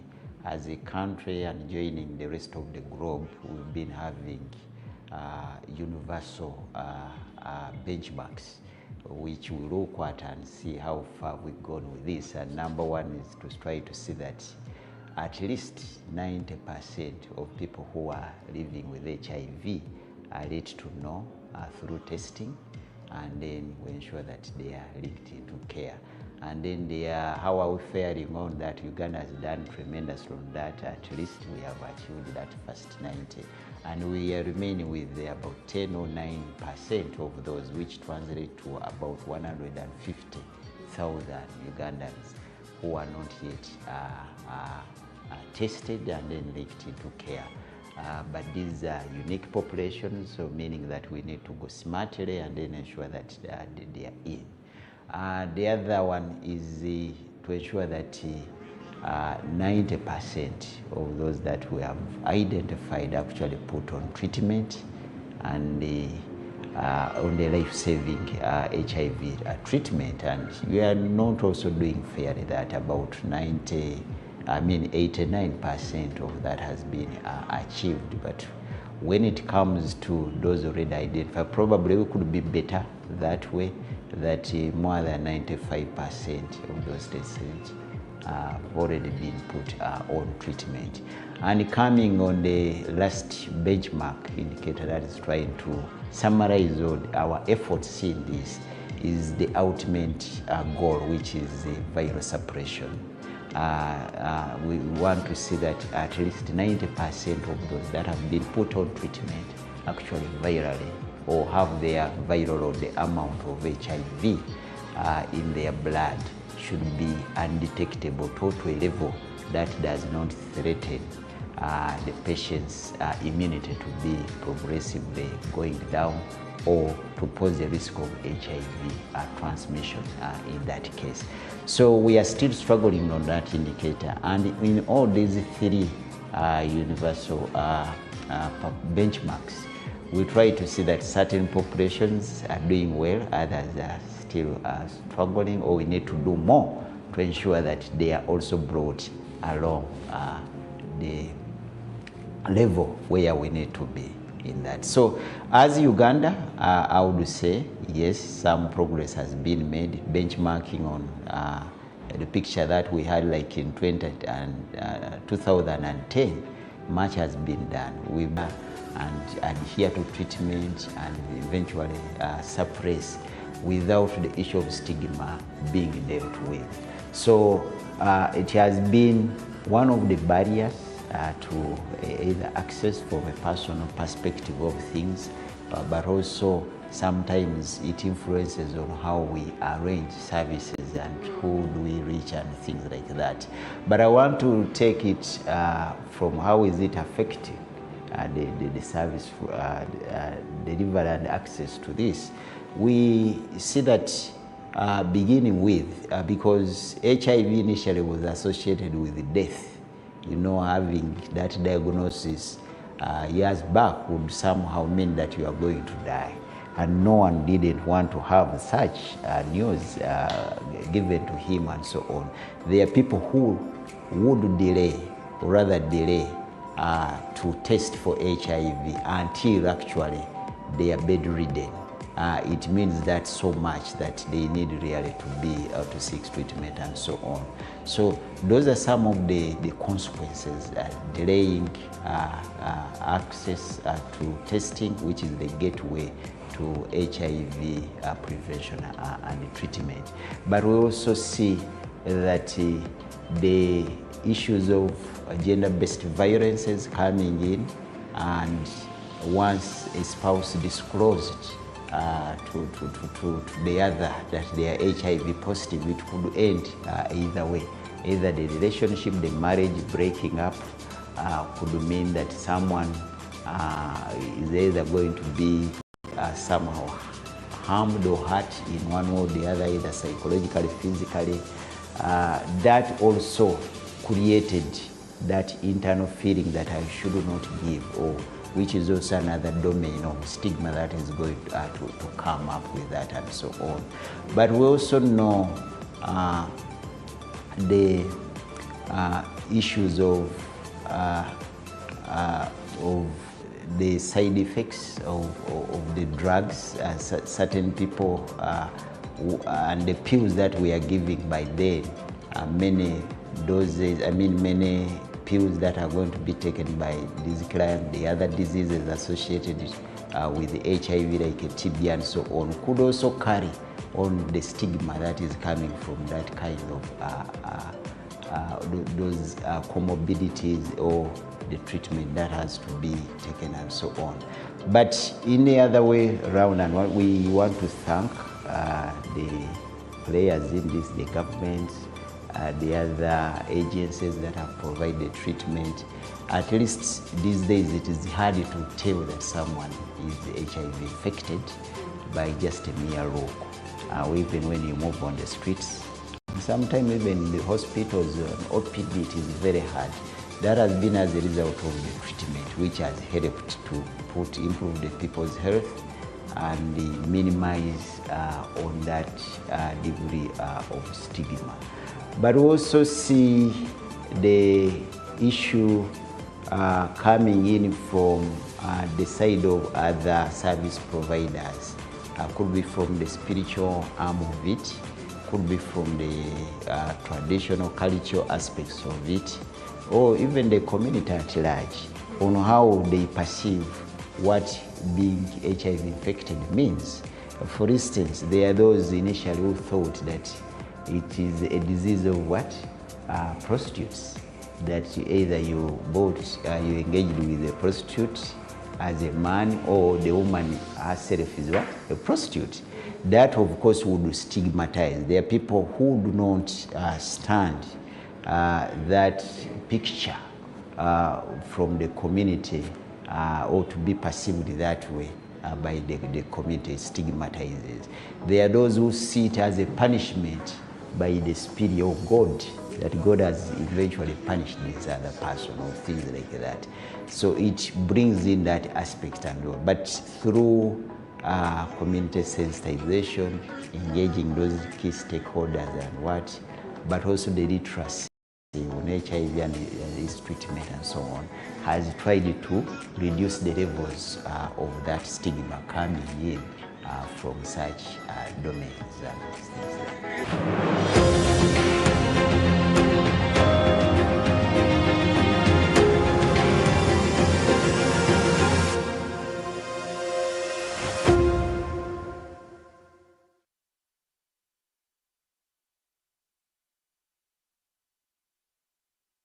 This July, NBS Television brings you closer to the stories everyone will be talking about. The drama gets deeper with gripping series, local movies, and characters that feel like home. The updates get faster with live coverage of events, breaking news, and real-time moments as they happen. The conversations get bolder with powerful interviews, current affairs, celebrity sit-downs, and voices that shape the nation. From the newsroom to the live scene to the stories that move us. July on NBS Television is fresh, emotional, urgent, and unmissable. NBS. Always.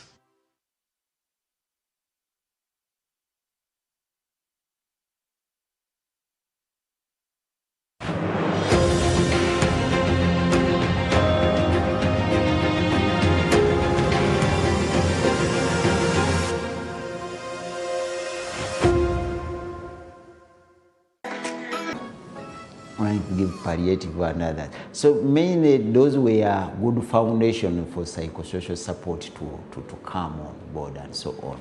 So we realized that we needed first of all to work with the family that is spending most of the time with this client, and if things are viral suppression among our patients.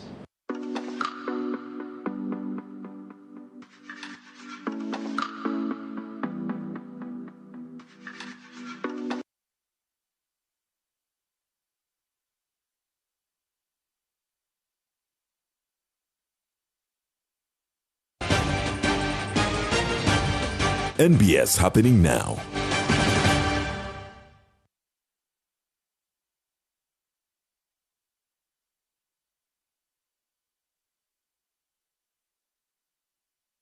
Tuajibike, tuimarike, umoja wetu, nguzo yetu, idumu jumuiya yetu.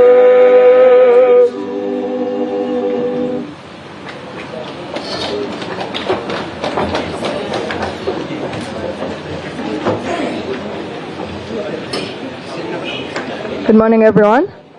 I'd like to invite Mr. Msana Charles to introduce his entourage.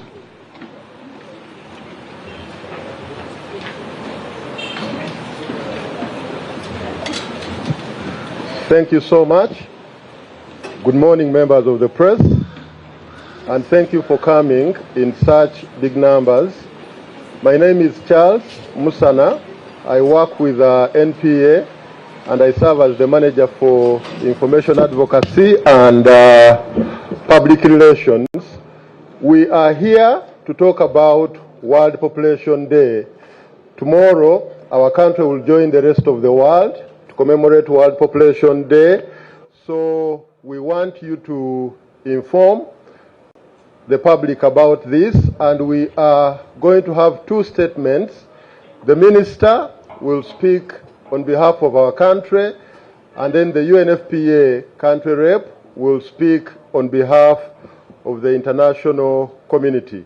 My assignment is simple. I'm supposed to introduce our guests, and I would like to start by introducing the Honorable Minister for Finance, Planning and Economic Development in charge of planning, Honorable Amos Lugorobi. You are most welcome. He is our line minister because he's in charge of planning. And then let me introduce the representative of the chairperson of the NPA board, who is himself a board member at NPA, Honorable Stephen Birahwa Adieri Mukitale. You're most welcome, sir.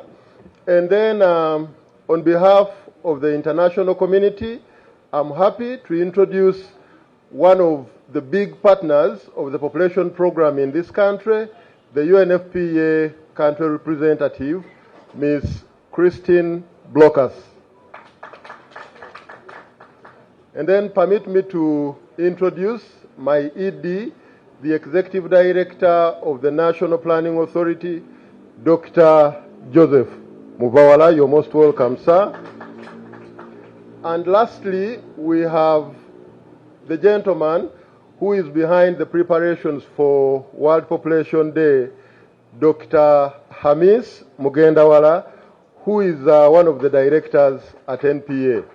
Ladies and gentlemen, NPA organizes World Population Day on behalf of government, and then UNFPA organizes World Population Day on behalf of the international community.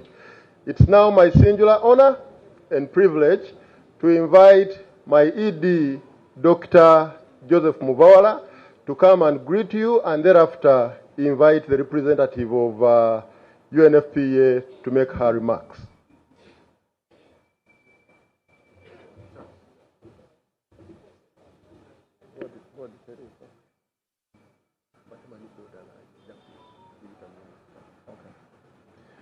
Thank you very much.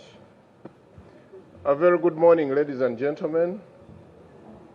I just take this opportunity to welcome you to this media briefing at the Media Center, and for the record to thank the Media Center for the changes that I am seeing here today, and for us as Ugandans to start gracing our anthems and singing them well. Thank you, Media Center. My duty is simple.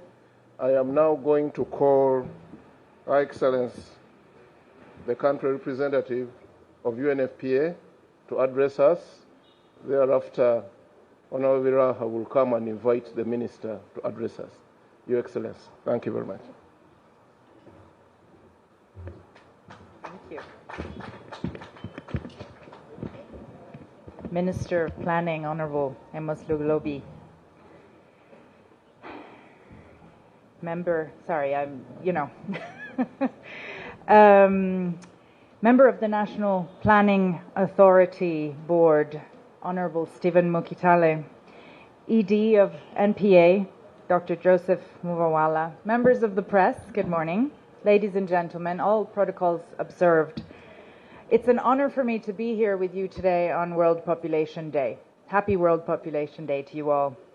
On behalf of UNFPA, I'd like to extend my gratitude to the Uganda Media Center for hosting this event today, and of course to the National Planning Authority for spearheading the national commemorations of this day.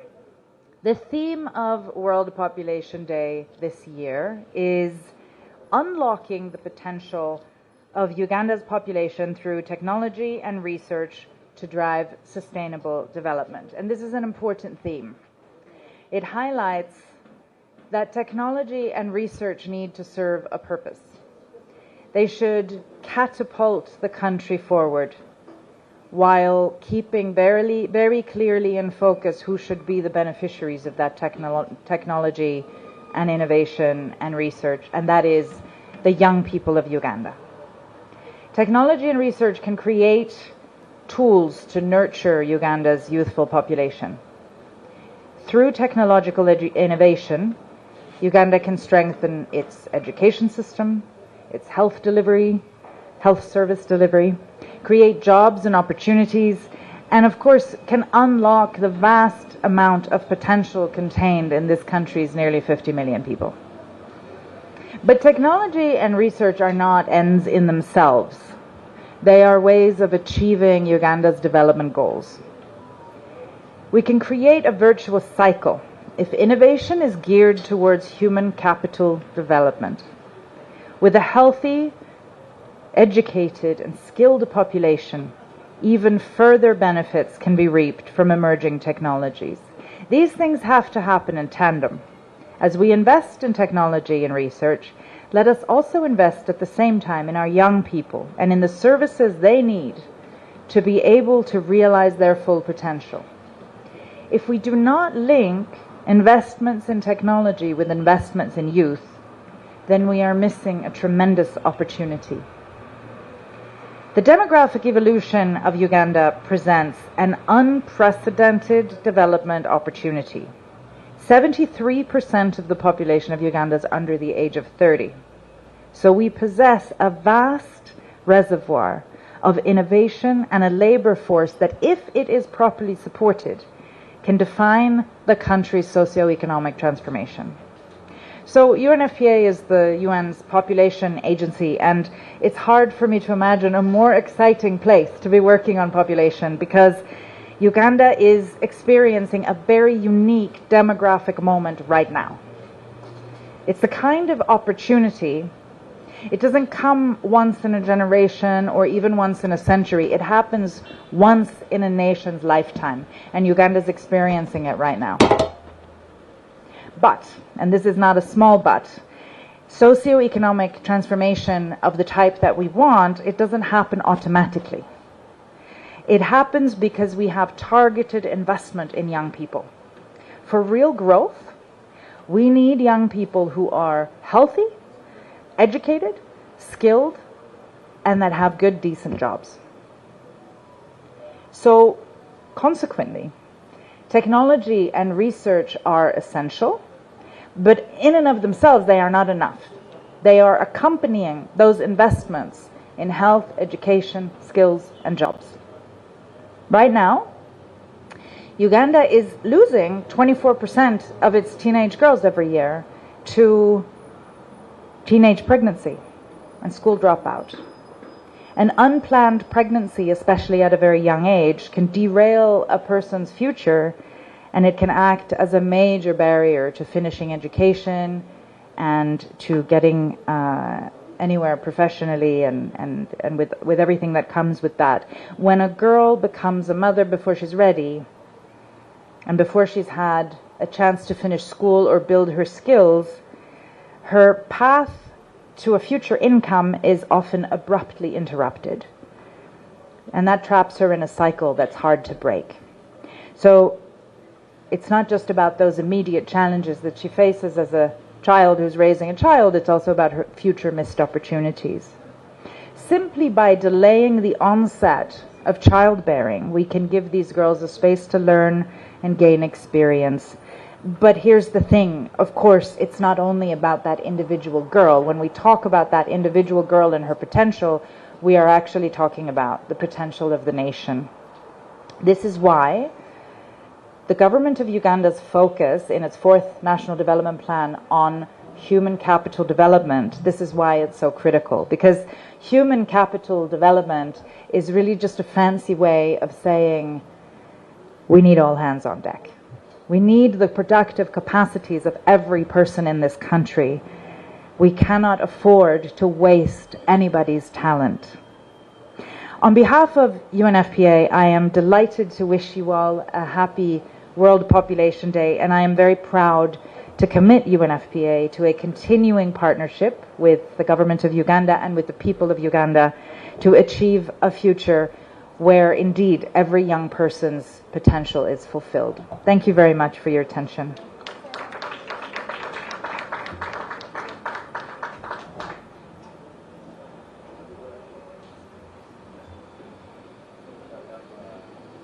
Can we appreciate UNFPA with another round of applause? My Honorable Minister of Finance, Planning and Economic Development, Honorable Amos Lugolobi, UNFPA country rep, on behalf of NPA board and management, we would like to wish all of you a happy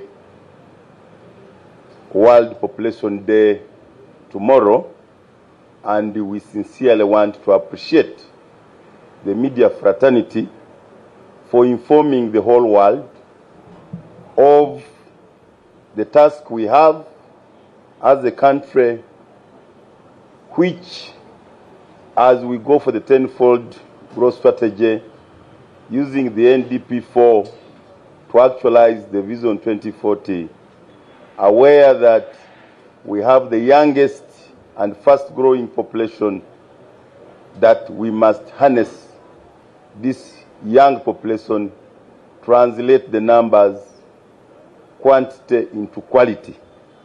So once again, we want to wish all of you a happy the World Population Day. My duty is very simple, is to, as NPA, first of all, apology from my chairperson, Professor Pamela, who could not make it because of other state duties, and the vice chairperson, the deputy chairperson, Dr. Lay. Can I now take my singular honor to invite my minister, Honorable Moslugolobi, to address this press conference. I thank you so much.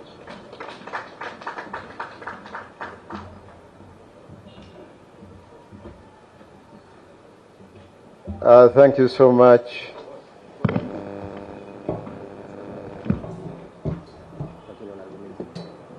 Mr. Mukitare, the chairperson, representing the chairperson of the National Planning Authority, the representative, the resident representative from the UNFPA,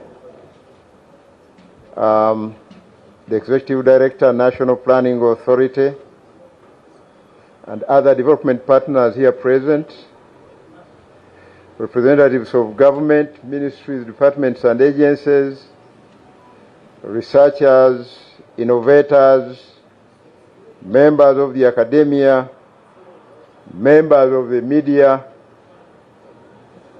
ladies and gentlemen, and to all our listeners across the country and beyond. I'm pleased to join Ugandans and the international community in commemorating World Population Day 2026 under the theme Unlocking the Potential of Uganda's Population through Technology and Research to Drive Sustainable Development. We have been celebrating this day physically, and this is the first time we are having a virtual celebration. Last year, when Kayunga, and our celebrations were presided over by His Excellency the President himself. We had over 100,000 people attending that function. Today we are in Kigezi, although we are here virtually. So while I'm here, the people in Kigezi have joined us to celebrate this very important day. The climax of these celebrations will happen tomorrow at a function presided over by Her Excellency the Vice President, representing His Excellency the President in her office. Listening to me, you've heard the theme for this year, Unlocking the Potential of Uganda's Population through Technology and Research to Drive Sustainable Development. What we are saying in this theme is that we have a population with a huge potential, and we want to unlock that potential. How do we unlock it? By using technology, research, and innovation. When we talk about technology, some people tend to overcomplicate it. They think that we are talking about space technology, we are talking about only modern ways of doing things. Technology can be any means you are using to produce something, whether a service, whether a product. For example, predominantly in Uganda we use a hand hoe to produce. Other people use tractors. In our case, the tractor we are using, the hand hoe we are using is the technology that we are using. In other countries, where they use tractors, that's the technology they are using. So whereas we may refer to a hand hoe being rudimentary technology, a tractor is modern technology. So I thought I should attempt to demystify these terms so that people listening to us can understand what we are talking about. So when we talk about technology, it's not something for the Japanese, the Chinese, the Bazungu, but it's also for us wherever we are deploying technology to work. The key question is, what technology or what level of technology are you using? Now, to get to advanced technologies, research is very critical. And this research can also be broadened beyond science to social science, in economic science, management science. So these are very broad concepts. They apply even to you. You are here. What technology are you using? I'm looking at microphones here in front of me. They are of different technologies. I can see some of the microphones they are using, rudimentary technology. Others are very modern technologies. So now, this year's theme is very critical for us.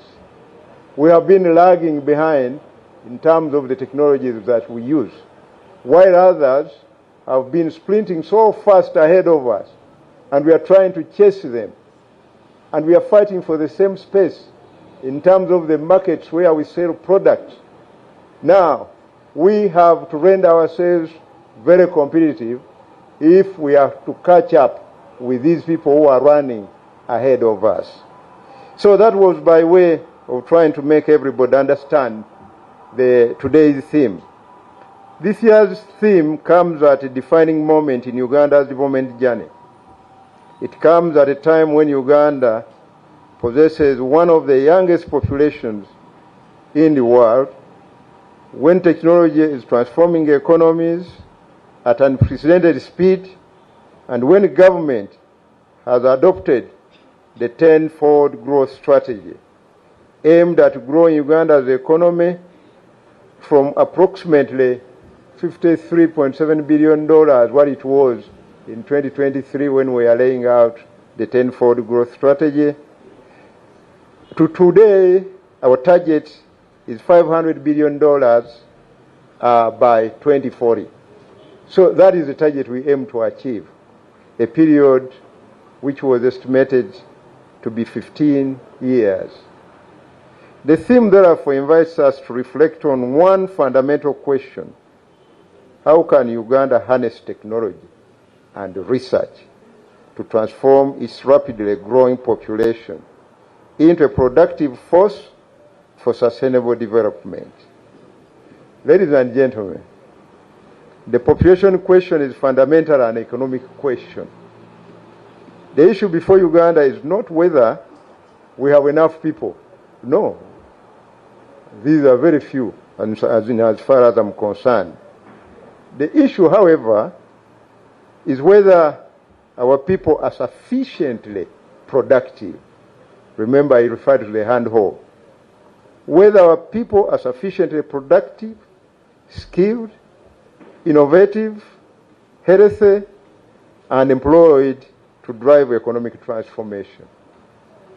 The 2024 National Population and Housing Census shows that Uganda's population then in 2024 stood at 45.9 million people, and it is growing.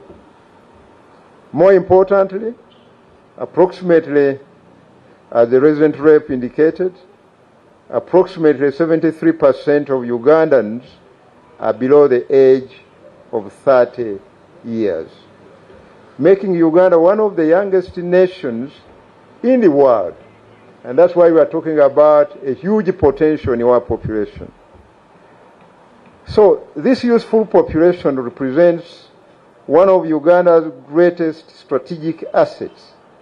However, it also places immense pressure on the economy to create jobs, expand opportunities, improve service delivery, for example, in terms of health service delivery, education services, because you are talking about a younger population, skilling that population.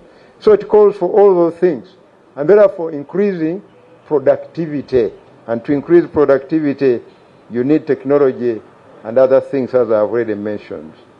So while Uganda's youthful population presents enormous potential, many Ugandans continue to face significant development challenges. It is important to recognize that Uganda has made considerable progress in reducing poverty over the years as a result of sustained economic growth. Investments in human capital development, we have seen education, mass education, universal education, free health services, expansion of social services, and targeted government interventions, such as the parish development model, EMIOGA, and other livelihood improvement programs. However, despite these gains, poverty remains a significant development concern.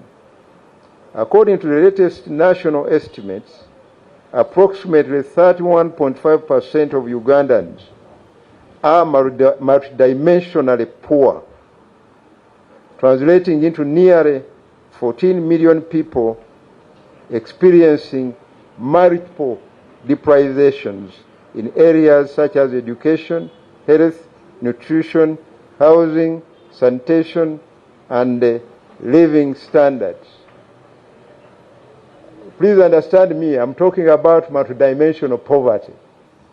Multidimensional meaning that we have different dimensions that would define the livelihoodness of the population. So take a household. If a household does not have sanitary facilities, toilets, and it does not have sources of income, it has the schools too far away to access, health facilities are too far away to access, that population is multidimensionally poor. We are accustomed to the income poverty indicator.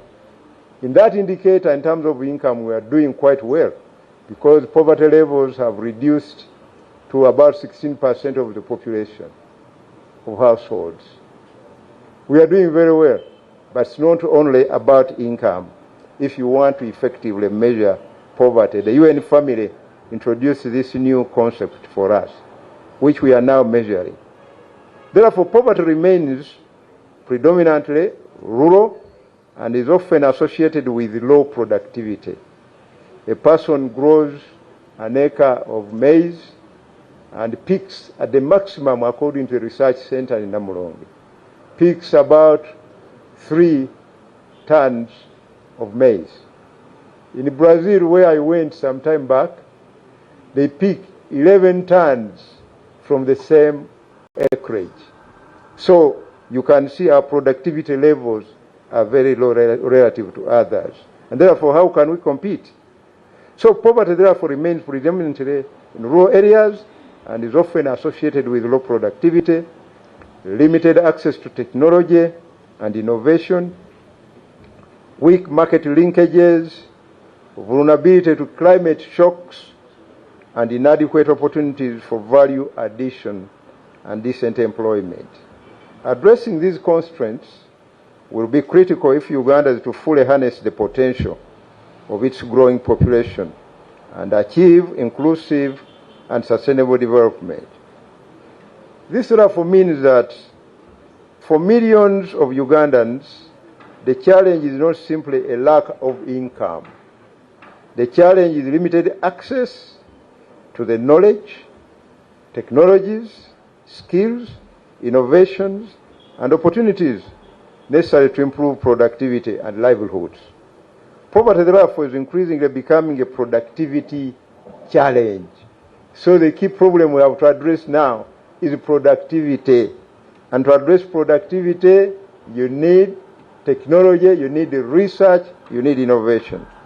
A farmer who lacks access to improved seed, because seed is also part of the technology I'm talking about, who lacks irrigation technologies, who lacks mechanization, extension services, and market information remains trapped in low productivity. Equally, a young person without digital skills remains excluded from emerging economic opportunities. Also, a business without access to innovation struggles to compete, expand, and create jobs. Consequently, the fight against poverty can no longer rely solely on income support. It must increasingly focus on enabling people to become more productive through technology adoption. To adopt technology, we need to acquire that technology. We know that some technology is already available all over the world on the shelves. It is there for us to tap. Are we tapping it? So the first question is about the acquisition of technology to make it available. And once you have acquired it, put it in a repository where people can access it, the people who need it. And then the third issue is about disseminating that technology. Deliver that technology to people so that they can use it to produce more and more.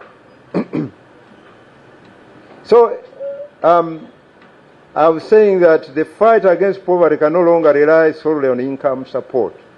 It must also increasingly focus on enabling people to become more productive through technology adoption, innovation, research, skills development, and enterprise growth. Ladies and gentlemen, every year, an estimated 600,000 to 700 young Ugandans enter the labor market seeking employment. Can you imagine that number?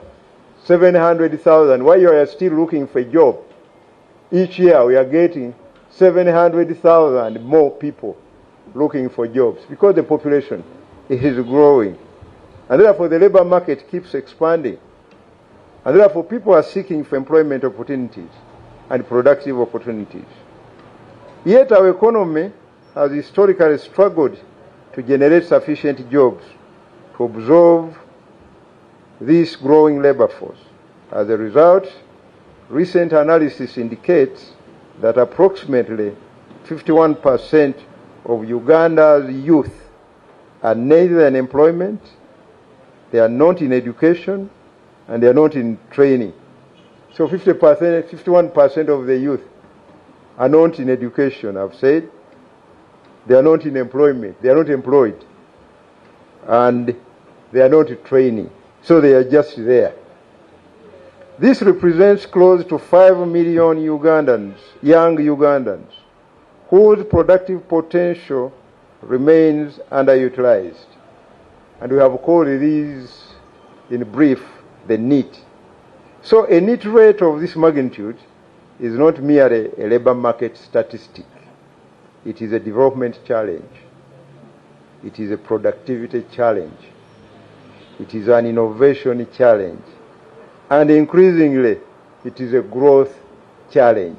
The growth we want to see to achieve $500 billion mark by 2040, that growth must happen and must address these challenges.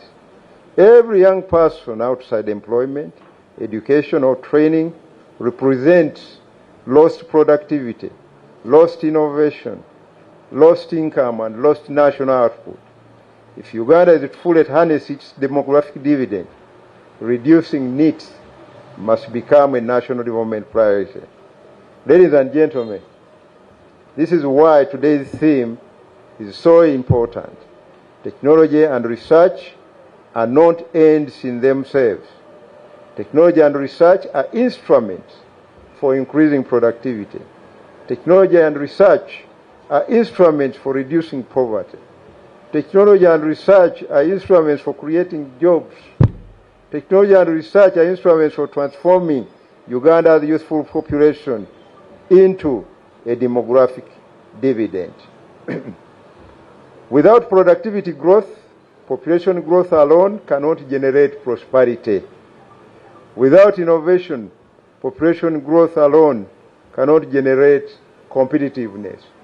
You need to generate the capacity to compete and outcompete others. Without jobs, population growth alone cannot generate inclusive development. The good news is that Uganda has already made important progress. Internet penetration increased from approximately, as an example, 1.8% in 2010 to 53% in 2022. Now, the key question is, to what extent do you use that internet? And for what purpose do you use that internet? Are you productive as you use those data bundles that you have on your phone? The national ICT backbone infrastructure expanded from 1,380 kilometers in financial year 2010-11 to over 4,300 kilometers in financial year 2022-2023, and this number has increased. So we are rolling out this backbone infrastructure so that you can access it wherever you are.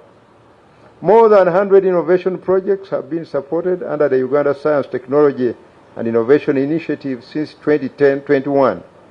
These achievements demonstrate that Uganda is steadily building foundations of a knowledge-based economy. However, the critical question remains, how many jobs are these investments creating? Are we satisfied? I'm sure the answer is no. Research that remains on library shelves cannot transform a nation. I see a lot of people doing research, and after doing that research product is filed away. So such research products are not good at all. Innovation that remains in laboratories cannot create jobs.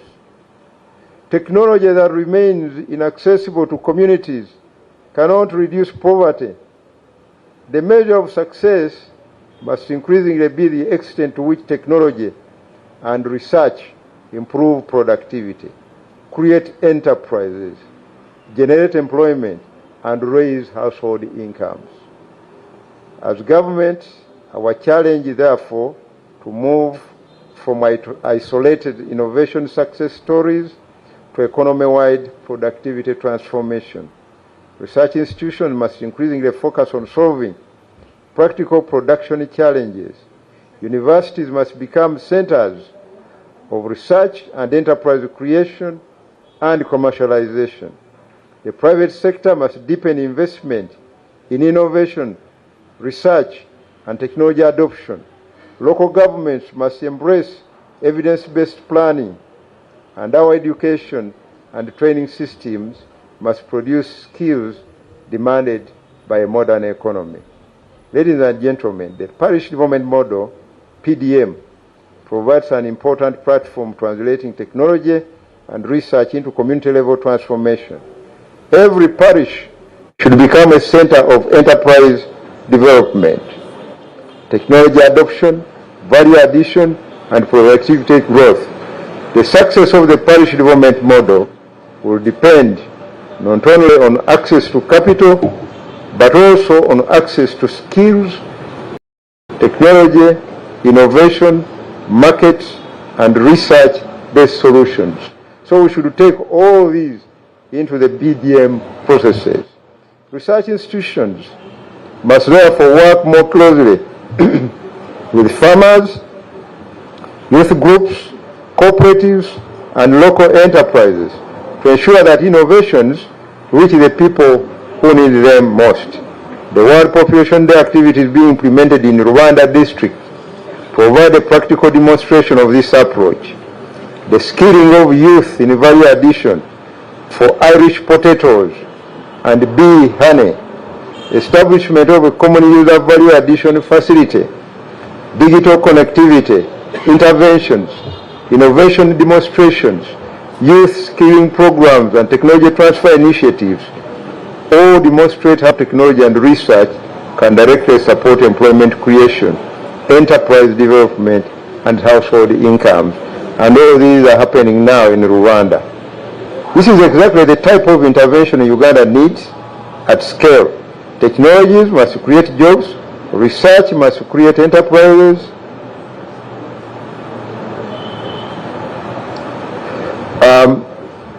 Ladies and gentlemen, I think I'm going too far.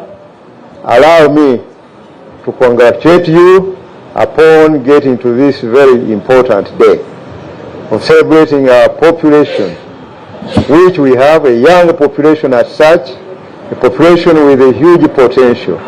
Let us celebrate with this day with vigor and being infused with the knowledge to transform, to maintain a spirit of enterprise, of year, so that wherever we are, we see opportunities where others see none. Do you have an idea in your mind on what you want to do? Have you dreamt of something? You must have a dream of what you want to do. If all of us ensure that we have dreams, we have ideas, I can assure you, looking for money or finding the resources you need to do or to implement your idea is not the problem. We have deployed the resources everywhere in our institutions. The whole of last week, my senior minister, Honorable Musasizi, myself and other colleagues, we have been meeting our national banks, commercial banks, there are many of them, to make sure that they support all these initiatives. So don't say that money is not there. Money is there to support all these efforts. What is important is for you to have an idea of what you want to do. There are so many ideas out there. Really, we just tend to be blind. Let's open our eyes, let's open our brain, let's open our ears, use all the organs we have. We shall get what to do. Don't have to only look for jobs in the government. You can create your own jobs. Thank you so much, ladies and gentlemen, for your attention, for God and my country.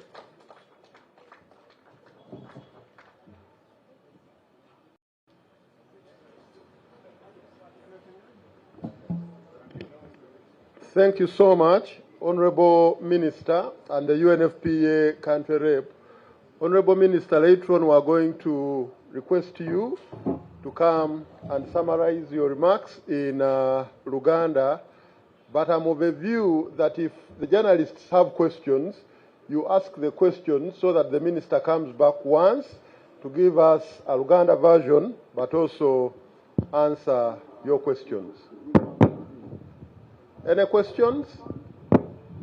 Yes, you tell us your name and the media house that you're representing. Thank you very much. Manya Gangenze Peter Wandeme, Gankoleda Mukutugwa Delta TV.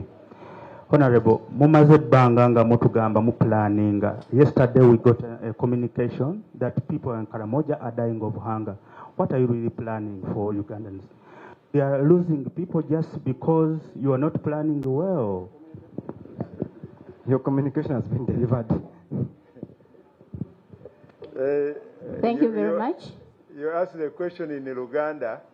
I don't know if I should respond in Luganda or English. You want it in Luganda? Yes. Ambuziza nti mutugamba nti mupulaninga naye abantu e Karamoja bafa njala. Enjala abantu gye bafa yemu ku disasters enseeno zefeesinga.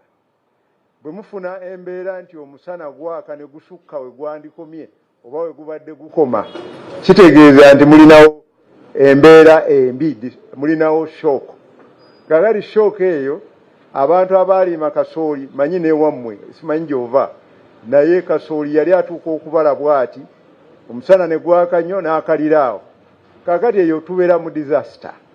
Era ekyo twakimanya nti disaster zijja kubeerawo. Okimanyi nti mu bajeti yaffe mu tteeka limanyiddwa nga Public Finance Management Act tulinamu akawaayiro akateekawo ssente ezo ezikwata ku disasters, tugiyita contingency fund. Tutera okuteekawo biliyoni ezisoba mu 2.65. It's a percentage ya budget. N'olwekyo disasters ng'ezo ezivudde ku climate change, kubanga climate change kaakati eri buli wantu wonna. Ennaku zino olaba mu Europe abantu basiiba beeyambudde olw'ebbugumu eringi ennyo. olaba nti kakali kitabangawo omupiira gwa World Cup abantu bayimiriza omupiira ne banywamu ku mazzi lwa mbeera yansi kukyuka. N'olwekyo yadde tupulaninga nnyo naye waliwo disasters ze twerinda obwerinzi nti bwegwawo nga turespondinga. Ekirungi nti tulina enteekateeka respondinga, ekituufu tulina enteekateeka respondinga, era abakalamojja abo n'ebitundu ebirala ebirimu enjala tugenda kubiweereza emmere n'ensigo. Thank you. I'm called Mariam Chipo. I work with Google TV. My first question goes to you, Minister. You have talked about the youth inserting a lot of effort on different areas. Like which particular area is a lot of effort being inserted by the youth? And then you talked about the poverty being too much into rural areas. What are you doing as government to do the reduction on that? And then, sorry dear. Okay, let me first deal with those two. The youth, I can tell you that a number of our youth can be found in rural areas as well as in urban areas. And where are they employed? Those in the rural areas, many of them are employed in farming. Some of them are delivering services like the ones who provide transport services on border. Others, are in disguised, what we call disguised unemployment. They intend to be working when actually they are not working. You find a youth saying, I'm a farmer, and what is producing is so low to stand as a form of employment for him. So, really, the youth are spread in various areas. Some are employed in IT-related businesses. Some are related in working for enterprises, established enterprises, industries. They are employed in various forms because Uganda has vast opportunities. You just name it. Recently, I visited a youth who is employed in zero grazing. He started with 2 commercial cows, Frisians, and today that youth has 20 cows and is producing over 500 liters of milk a day. That youth is gainfully employed because he has deployed good technologies in the form of the cows that is using. Some people are using the traditional cows. Those cows produce half a liter a day. The cows this youth has produce 40 liters a day. So who is doing better? So we have to apply knowledge in whatever we are doing. That is by way of where the youth are employed. Your second question was about what? Your second? Yes, Honorable Minister, I believe that there are some journalists who are going to register because they're going to be participating in the election of LS1 chairpersons. Okay. So today is a deadline.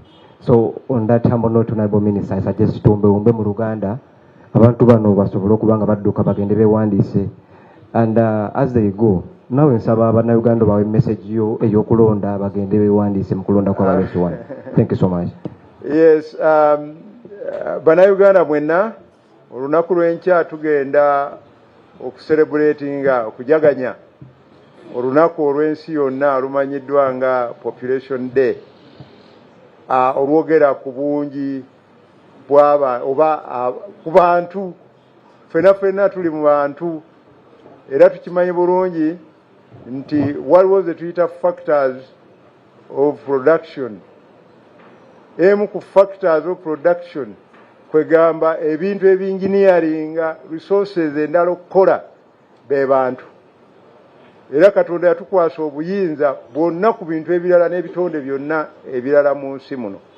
N'olwekyo abantu kintu kikulu nnyo.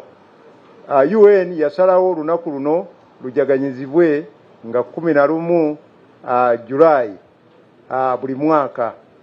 Era wano mu Uganda tubadde tulukwata mu buli kitundu kya Uganda. Mu bitundu ebimu. Omulundi oguwedde lwali Kayunga. Leero gavumenti yasalawo nti enkuŋŋaana nga zino kaakati tukozese tekinologiya, era kaakati tukozesa tekinologiya atusobozesa okutuuka eri abantu abasinga nabali luli be twali tutuukako. Ku mulundi guno era tusazeewo ne tugamba nti tugenda kucelebratinga olunaku luno n'omulamwa ogugamba nti mu luzungu tugambye unlocking potential of Uganda's population, nti population ya Uganda eringa empologoma eyebase, yamaanyi nnyo naye nga yeebaseeko bwebasi bweti, naye nga bwezuukuka omanya kyekola nti obusolo bugenda kwekaabira. N'olwekyo population ya Uganda bwetyo olwaleero bweri, naye tugamba nti empologoma eno yeebase egenda kuzuukuka nga yeeyambisa tekinologiya okumanya amagezi knowledge ag'okukola ebintu. Bw'oba okozesa amagezi matono era n'ebyofuna bibeera bitono. Mpadde ekyokulabirako nti wano ng'abasinga abalimi bakozesa akakumbi, abalala bakozesa zi tractor. Abakozesa tractor batuuka mu market mu kiseera kitono nnyo. Ab'enkumbi balwawo nnyo okuweza olubimbi lwe balima. Olubimbi tractor lwerimu olunaku olumu, enkumbi erulimira mwezi oba myezi ebiri. N'olwekyo tusazeewo nti okuzuukusa potential obugagga buno bwe tulina obw'abantu, tulina okumanya omulamwa oguli mu kukozesa tekinologiya. Abantu bategeere nti bw'oba olina kyonna ky'okola, fuba okulaba nti n'ofuna tekinologi ajja mu ekyo ky'okola. Tomala gakola kwejjako. Bw'oba osimba kasooli, kozesa ensigo esinga okubala. Ennaku zino waliwo kasooli, omuti ogumu ogwa kasooli nga gubalako ebinwe 4, ate nga waliwo ogubalako omunwe gumu. Kaakati tekinologi ow'eminwe 4 ye tekinologi kaakati gwe twogerako. N'olwekyo ensonga ya tekinologi gye tusazeewo olwaleero okwogerako nga ekyokulwanyisa kye tulina okuzuukusa omukisa gwe tulina nga bannayuganda. Naye tekinologi tajja buzi yekka, walina okubeerawo okunoonyereza, research. Mwe mwenna mumanyi bulungi nti tekinologi mwali mu nsi muno. Bw'ototambula toyinza kuzuula tekinologi oyo. Abaganda bagamba nti omuliro bwe gukubula ewuwo ogunoonya wa muliraanwa. N'olwekyo ne tekinologi bwali bw'otoomunoonye tojja kukyusa ku mbeerayo. Abamu balina emmwanyi, naye olw'okuba balina emmwanyi variety embi, bakozesa emmwanyi ezo variety embi ne basigala mu bwavu. Abalala ne bakozesa emmwanyi empya zino kaakati ze tuwulira ne bafuna ssente mpitirivu n'obasanga nga bavuga amamotoka. N'olwekyo mwettanire nnyo okunoonya amagezi muliro bwe gukubula ogunoonya awalala, ogunoonya ha muliraanwa. Tunoonye amagezi gano, tekinologi magezi. Tunoonye amagezi ago tujja kukola ebintu n'ensi etwewuunye. N'olwekyo okutuuka ku bugagga obwa biliyoni 5 Uganda bweyaayaana okufuna mu mwaka gwa 2040, tujja kwetaagisa nnyo okukozesa amagezi ga tekinologiya omulungi omupya. Bwe tutaakola ekyo, Uganda esigadde mabega. Abantu mujjukire nti tukizudde nti Uganda abantu 7.3 ku 100 bali wansi wa myaka 3. Kitegeeza abavubuka bakyalina potential nene nnyo. Kaakati bwe tutaakozesa tekinologi, abantu abo abato bwe batyo bajja kusigalira mabega. N'olwekyo kino tulina okukimanya olwaleero nga tujjukira olunaku luno lwa World Population Day. Mwebale nnyo ddala. Thank you so much, Honorable Minister. Yes, on that note, Honorable, before you are ready together with your delegation to stand here for group chat, and then we conclude this. Yes, colleagues, we appreciate your services. We meet on Monday, but the refreshments just there at the corner. Feel free to visit the serving table. One day, okulonda chairperson mu kyalo Honorable Bakera kamwaka kyalo.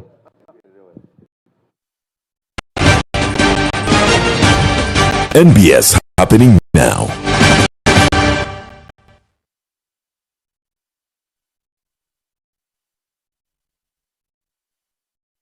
This July, NBS Television brings you closer to the story everyone will be talking about.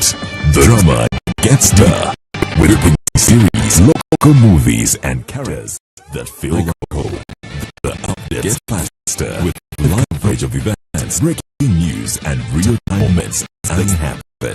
The conversation gets bolder with powerful interviews, current affairs, celebrity sit-downs and voices that shape the nation. From newsroom to the live scene to the stories that move us. July on NBS Television is fresh, emotional, urgent, and unmissable. NBS. Always.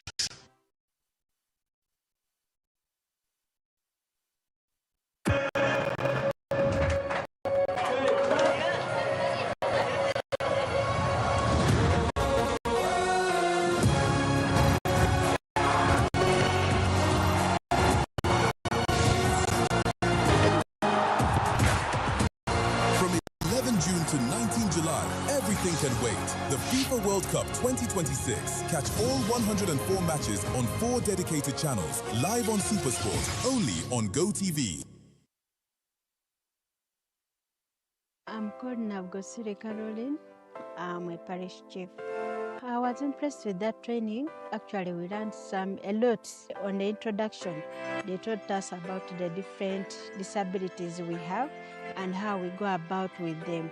Then after, they took us to the computer. Then they told us how to fix the charger, how you connect those other wires, the charger, the what to the computer. Then they taught us how to write a word.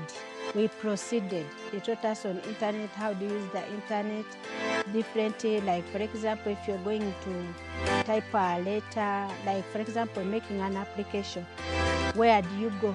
Then they took us, like, for example, to URI. If you're applying for a thing, what do you do? They went ahead and taught us the different tricks other people use, like these thugs around, what they use to con people through using the phones. We should be careful using the phones. When it's like this, we should do like this, that kind of thing.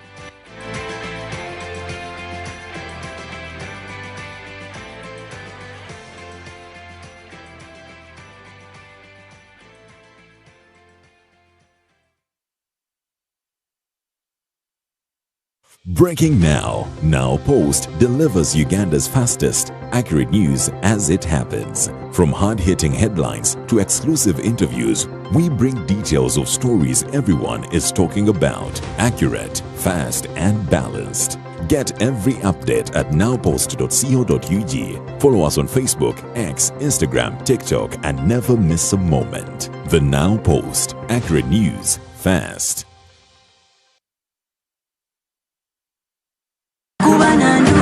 NBS TV, Senyuka TV ne Afro Mobile bakutusako Chinza Productions banda eyumulangira ndausi buli lwakusatu ku Costa Rica Breeze kumakereka vule kubinetosha petrol station n'omulangira ndausi ne Dr. Bossa buli lwamukaga babiri ku Vibes Hub ekiwenda mu masuka Prime petrol station gweyina omukolo mbaga bala oyagala okusanyusibwamu Chinza Productions banda ey'omulangira ndausi kitukudibwamu kyo kuba 0709 mukage mukaga 0 kola booking.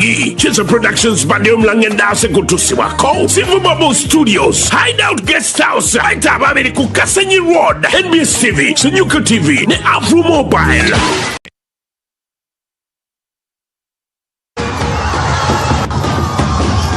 They are fun, they are loud, and they carry the passion. For the old northerners, I'll not talk about that. For today, it's okay. We bomb them. Then I give NBS Sports Senyuka. Katubasika tugenda siko muko. Abagamba mugenda mulidde kuba amata mugenda kwogera. Ntaddeko kwendi. Temuyina kye mutugamba tuli mpanga. Gujja kugwa M0. Abalabi b'omupiira twagala kulaba goolo. Mamo wange yangana okulya emibogo ya ejo kumo.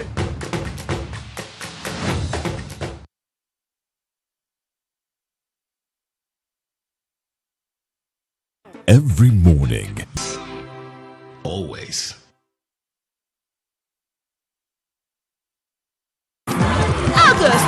2026 is here! And Yada for Life presents Mujatu Sinze 2026 Nsima edition on Sunday 29th August 2026 at Imperial Royal Hotel with a lineup of heavenly voices and ministers. Are you grateful to God for what He has done and accomplished in your life? Do you have a reason to ultimately thank God for? Get your deluxe ticket for 30k, gold for 50k, platinum for 100k, and the table at 2 million. Doors open at 4 p.m. Buy your ticket at Unique Uniforms, Uganda House, and at House of Rest, former Fido Dido. For bookings and reservations, call 0760-595-316 or 0708-766-536. Mujatu Sinze 2026 Nsima edition, and proudly sponsored by Yuga Tunes, Afro Mobile, Yuga TV, and NBS Music. Some moments make headlines, others quickly shape our nation, but every moment matters. This August, step into Uganda's story through the eyes of one of its finest visual storytellers. Through the Lens is back. Bigger, bolder, more compelling than ever before. This August 7th, 2026. Witness the defining moments that shaped our nation, from the intensity of the 2026 general elections to the strength of our communities, the beauty of our culture, the courage of our leaders, and the resilience of our ordinary Ugandans whose stories deserve to be seen. Every frame tells a story. Through the Lens, Season 2. Experience Uganda's stories, one frame at a time.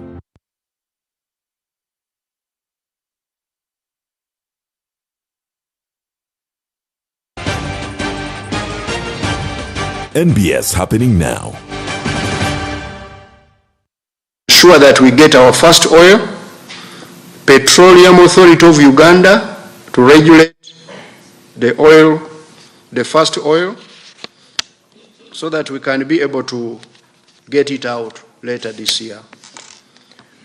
We have also released 377.9 billion to science, technology and innovation, but also to ICT and creative industry, so that they can expand internet connectivity, digitization, but also to support our scientists.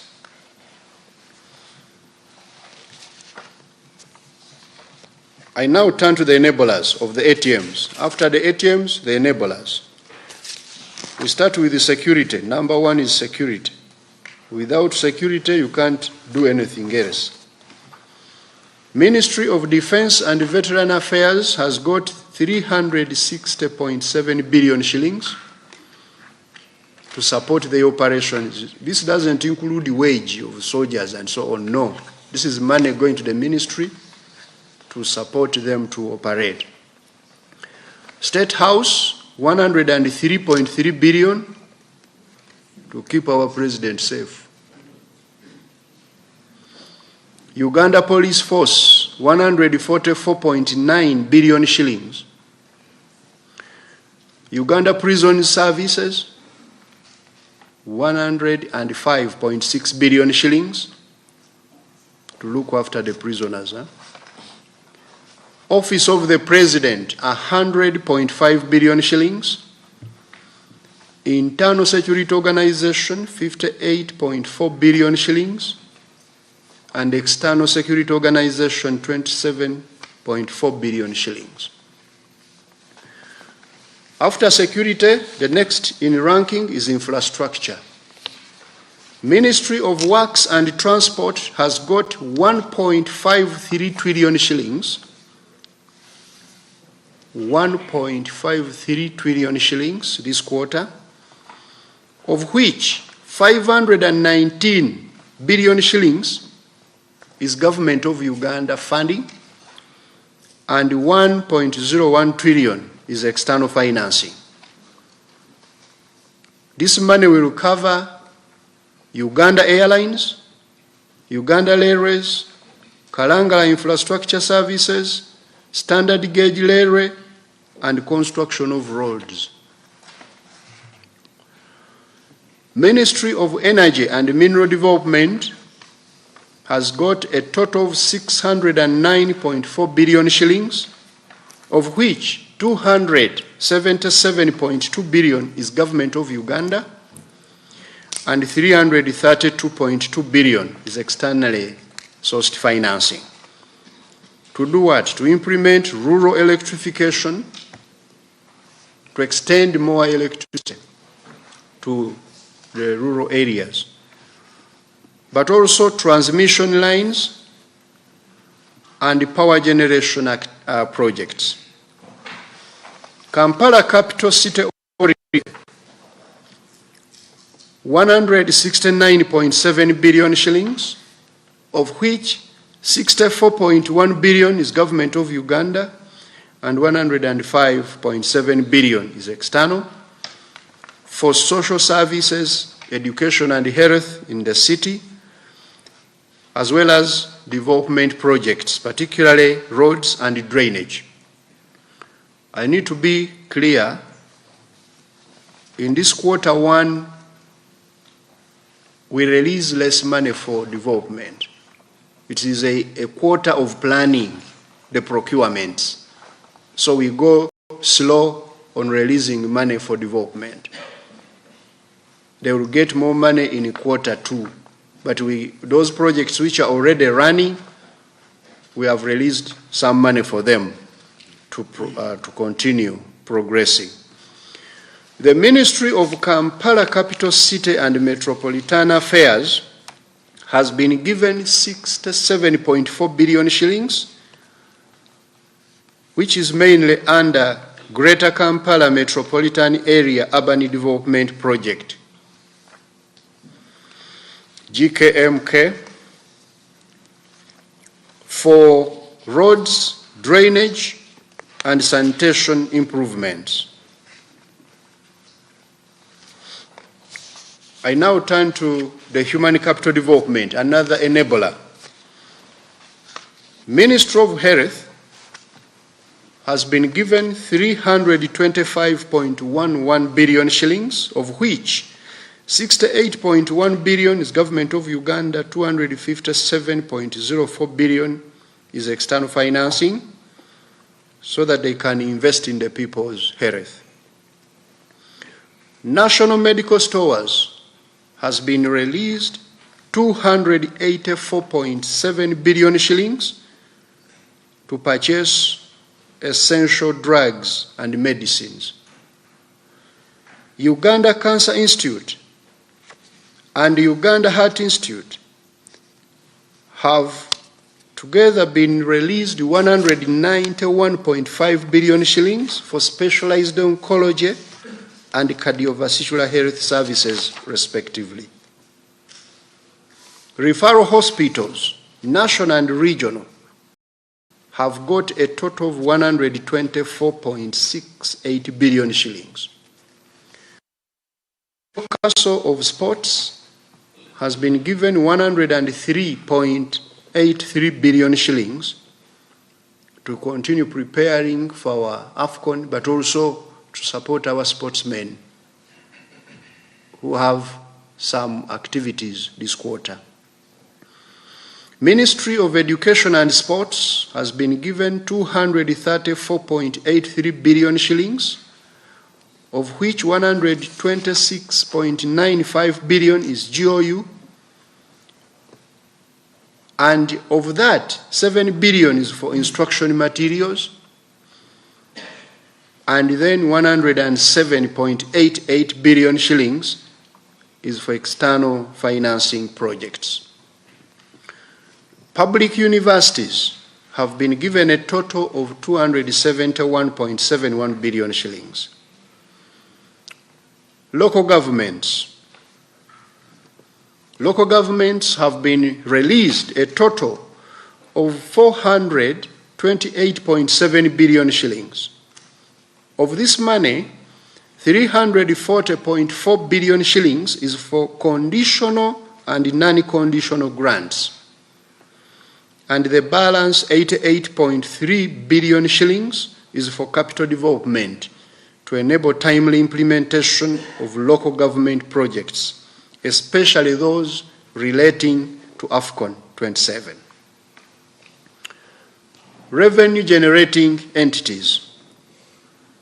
Uganda Revenue Authority has been given a total of 130.6 billion shillings to facilitate them to collect more revenue. Uganda Registration Services Bureau, 9.6 billion shillings. National Citizenship and Immigration Control has been given 50.7 billion shillings. Uganda National Bureau of Standards, 19.6 billion shillings.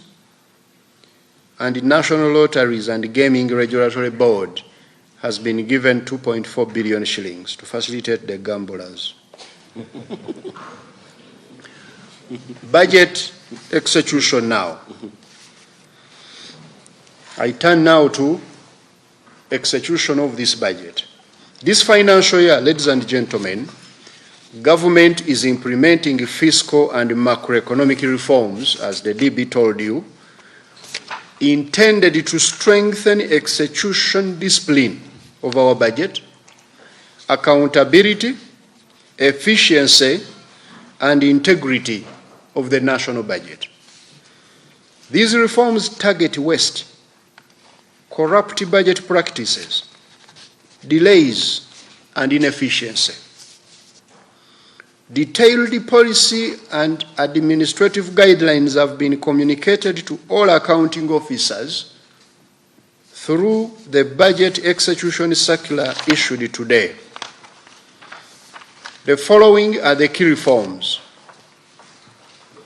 Number one, strict enforcement of budget discipline and accountability rules.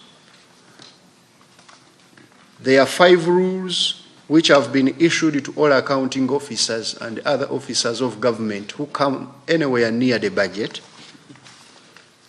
Number one, no budget, no commitment.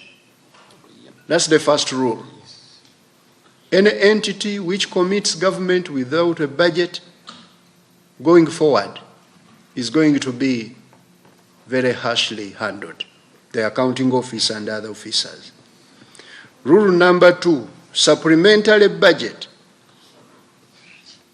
is only for exceptional purposes, as the law provided.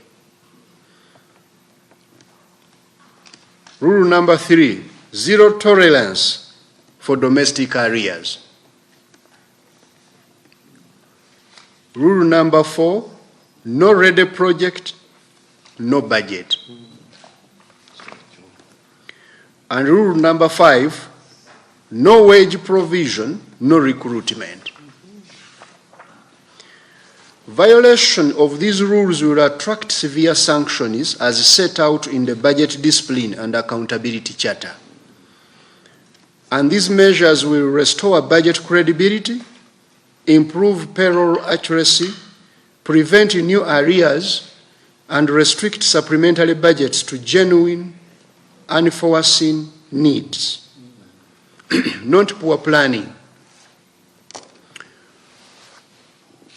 The second reform, counterpart funding management will be centralized at the Treasury to protect financing for priority projects. Going forward, the entities which are implementing projects do not have any more discretionary powers over counterpart financing. Number 3, a contributory public service pension fund will be implemented to ensure fiscal sustainability of government pension liabilities. We have starting this year, a contributory public service pension fund. We, the officers of public service, will contribute, as government also contributes.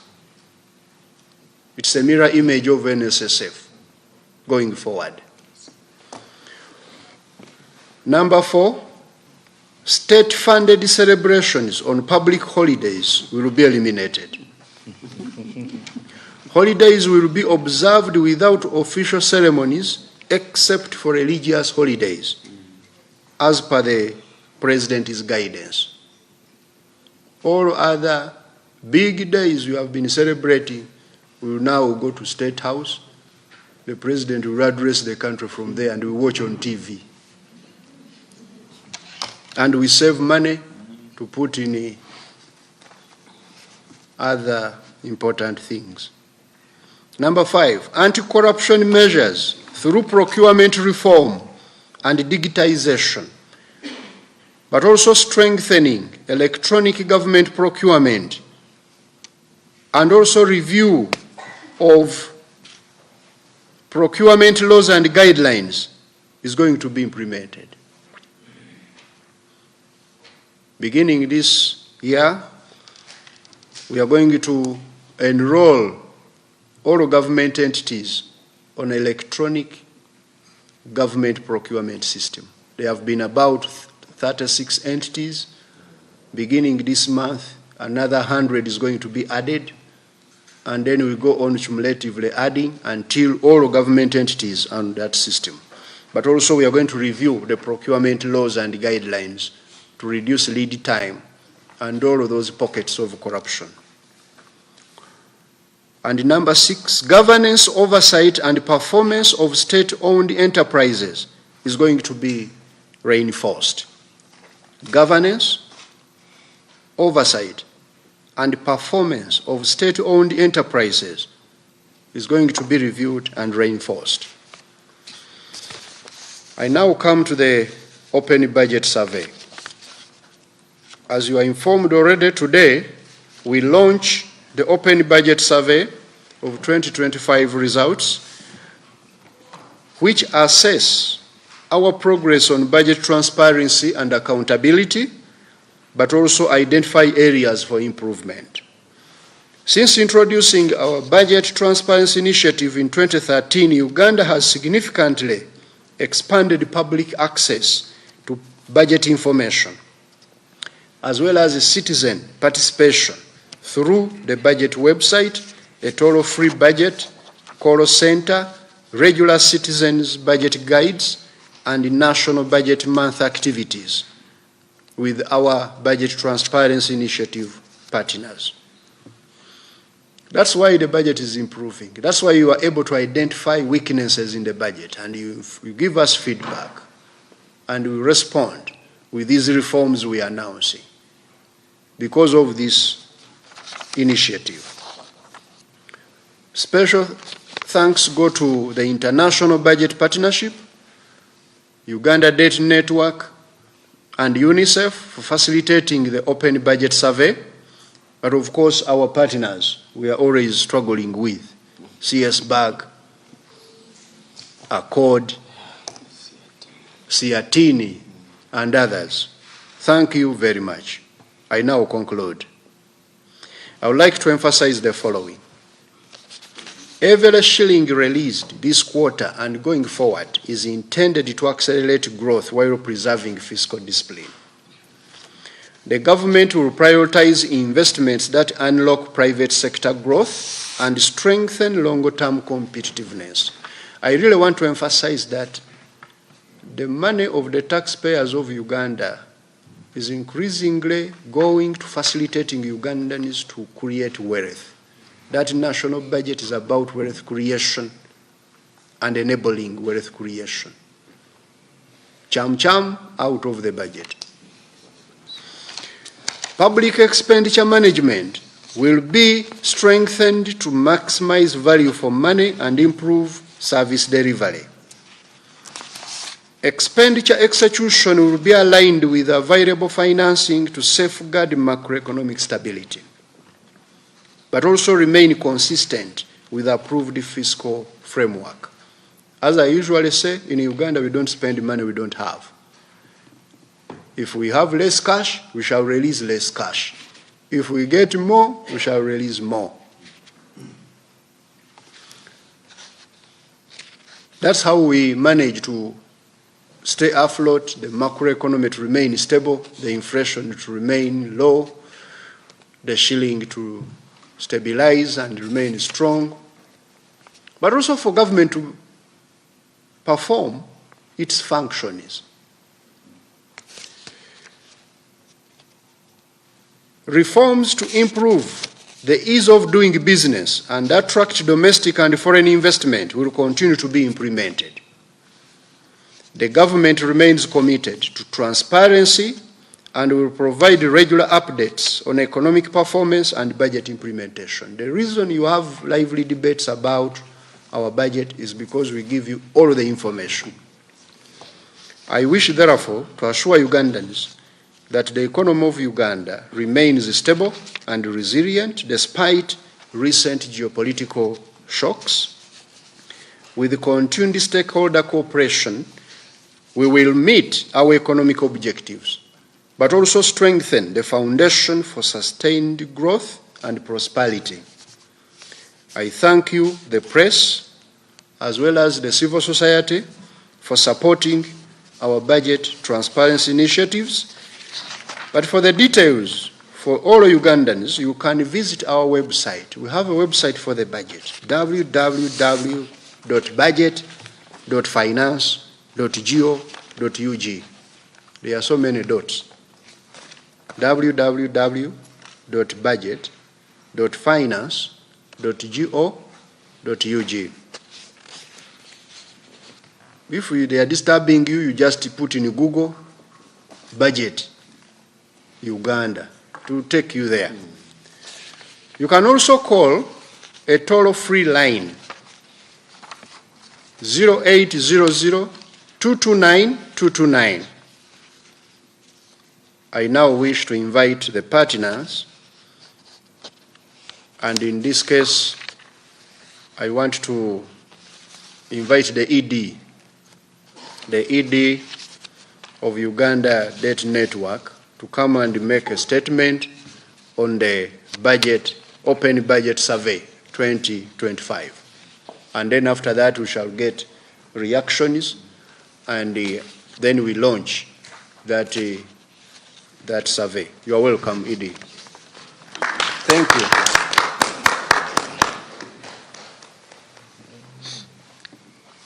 Thank you.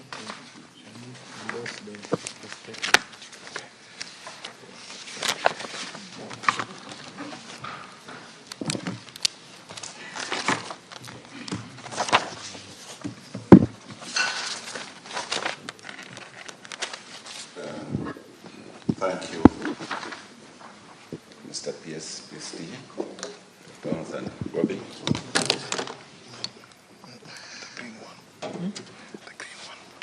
Representatives of the development partners here, UNICEF, Save the Children, and many others.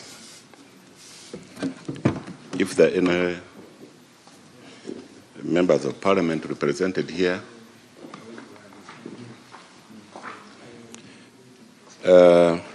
the chairperson within the board who was supposed to be here but represented by the board member, Mr. Walter Akwat, officials from the Ministry of Finance and other government agencies, our colleagues in National Budget Month partners, fellow members of civil society organizations, the media fraternity, ladies and gentlemen. My name is Atumaza Patrick, as mentioned by the PSST. I warmly welcome you to the launch of the 2025 Open Budget Survey report for Uganda. We are grateful that you have joined us for this important event. Mr. PSST, UDN sincerely appreciates the Minister of Finance, Planning and Economic Development for the strong partnership we have enjoyed in implementing the Open Budget Survey since 2006. The survey remains the world's leading independent assessment of public financial management based on three pillars: budget transparency, public participation, and budget oversight. We are equally grateful to the National Budget Partnership, UNICEF Uganda, for their continued financial and technical support towards the survey and the launch today. We also thank all our development partners who have supported UDN for over 3 decades. I also wish to acknowledge the government of Uganda for its cooperation throughout the survey process, which requires responses from over 190 indicators. Appreciation further goes to the National Budget Month partners, SBAG, Acorde, Siatini, and so many others. And of course, we cannot forget the media for continued contribution to promoting budget awareness and budget engagement. The Open Budget Survey has become an important instrument for strengthening public financial management in Uganda. Over the years, its recommendations have contributed to notable improvements, including expanded budget consultations, publication of citizen budget, and improved budget access to budget information through the Ministry of Finance online platforms. Equally important, the OBS has strengthened constructive engagement between government and civil society. We thank you, Mr. PSST, for this, and also for fostering collaboration and around shared goals of transparency, accountability, and improved service delivery. In the same spirit, Mr. PST, it has promoted transparency and accountability. We also appreciate the Minister's official announcement today of the Q1 expenditure results for the period January, September 2026-2027, because this timely declaration of budget results is an important step in enabling Parliament, local governments, civil society, media, and citizens to monitor public expenditure and support effective service delivery. The 2025 survey presents both progress and areas requiring some bit of improvement. Uganda, for example, scored 53% out of 100. We think we should have scored more, but the details will be given by my member of the board, especially on budget transparency, ranking third in East Africa and 34th out of 82 countries that were scored globally. Although this represents a 6-point decline for the 2021 assessment, it's actually 2023, sorry, Uganda remains within the limited transparency category. Limited meaning limited information is given available to the public. These findings should motivate us to strengthen our collective efforts. We are confident that today's discussions will generate practical recommendations that will further improve budget openness and accountability. In conclusion, Mr. PSST, UDN remains committed to working with the government, Parliament, development partners, civil society, and other stakeholders to promote transparent, participatory, and accountable public finance governance. Over the years, we have built local expertise and strengthened partnership that continue to advance budget transparency in Uganda. And then we call upon all stakeholders to sustain this collaborative spirit as we implement the recommendations from this year's survey. I thank you. I wish you good evaluations for God and my country.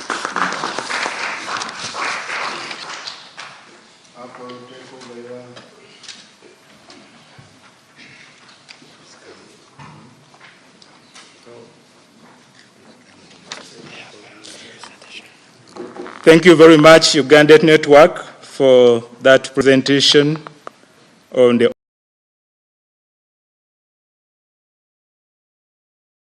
Open Budget Survey. It's now my pleasure. I think it should have been easy to invite the board member to the board chair to present the report. He's here. Okay. You are welcome to present the report. Thank you. Thank you very much, MC. Good afternoon, fellow citizens. Mr. PS, you'll allow me to go with the protocol that was shared by the MC. So I look at the time, we're already past the time that was given to us. So I'll just go through this presentation in a very quick transition as just one, because I know we're all going to get a copy of the report that will be shared. So if you don't mind, just let me peruse through it very quickly. My name is Walter Kwat. I'm a member of the board, and I'm here to represent our board chairman, Honorable Omaj Jachan. The president now calls him Jalonyo. For those of you who are familiar with Luo, Luo means someone who is associated with the wealth. And I think, like the PSST was saying, he has been one of the beneficiaries of the wealth creation projects of this country, so leading to the transition in this name. Mr. PS,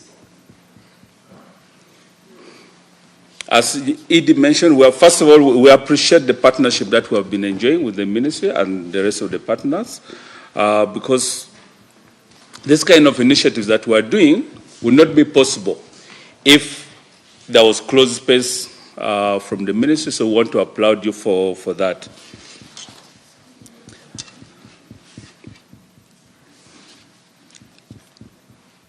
For this report, I just want to give a very brief remark on the background, and then just do some bit of introduction on the OBS. And then we'll just basically concentrate on the three main ideas of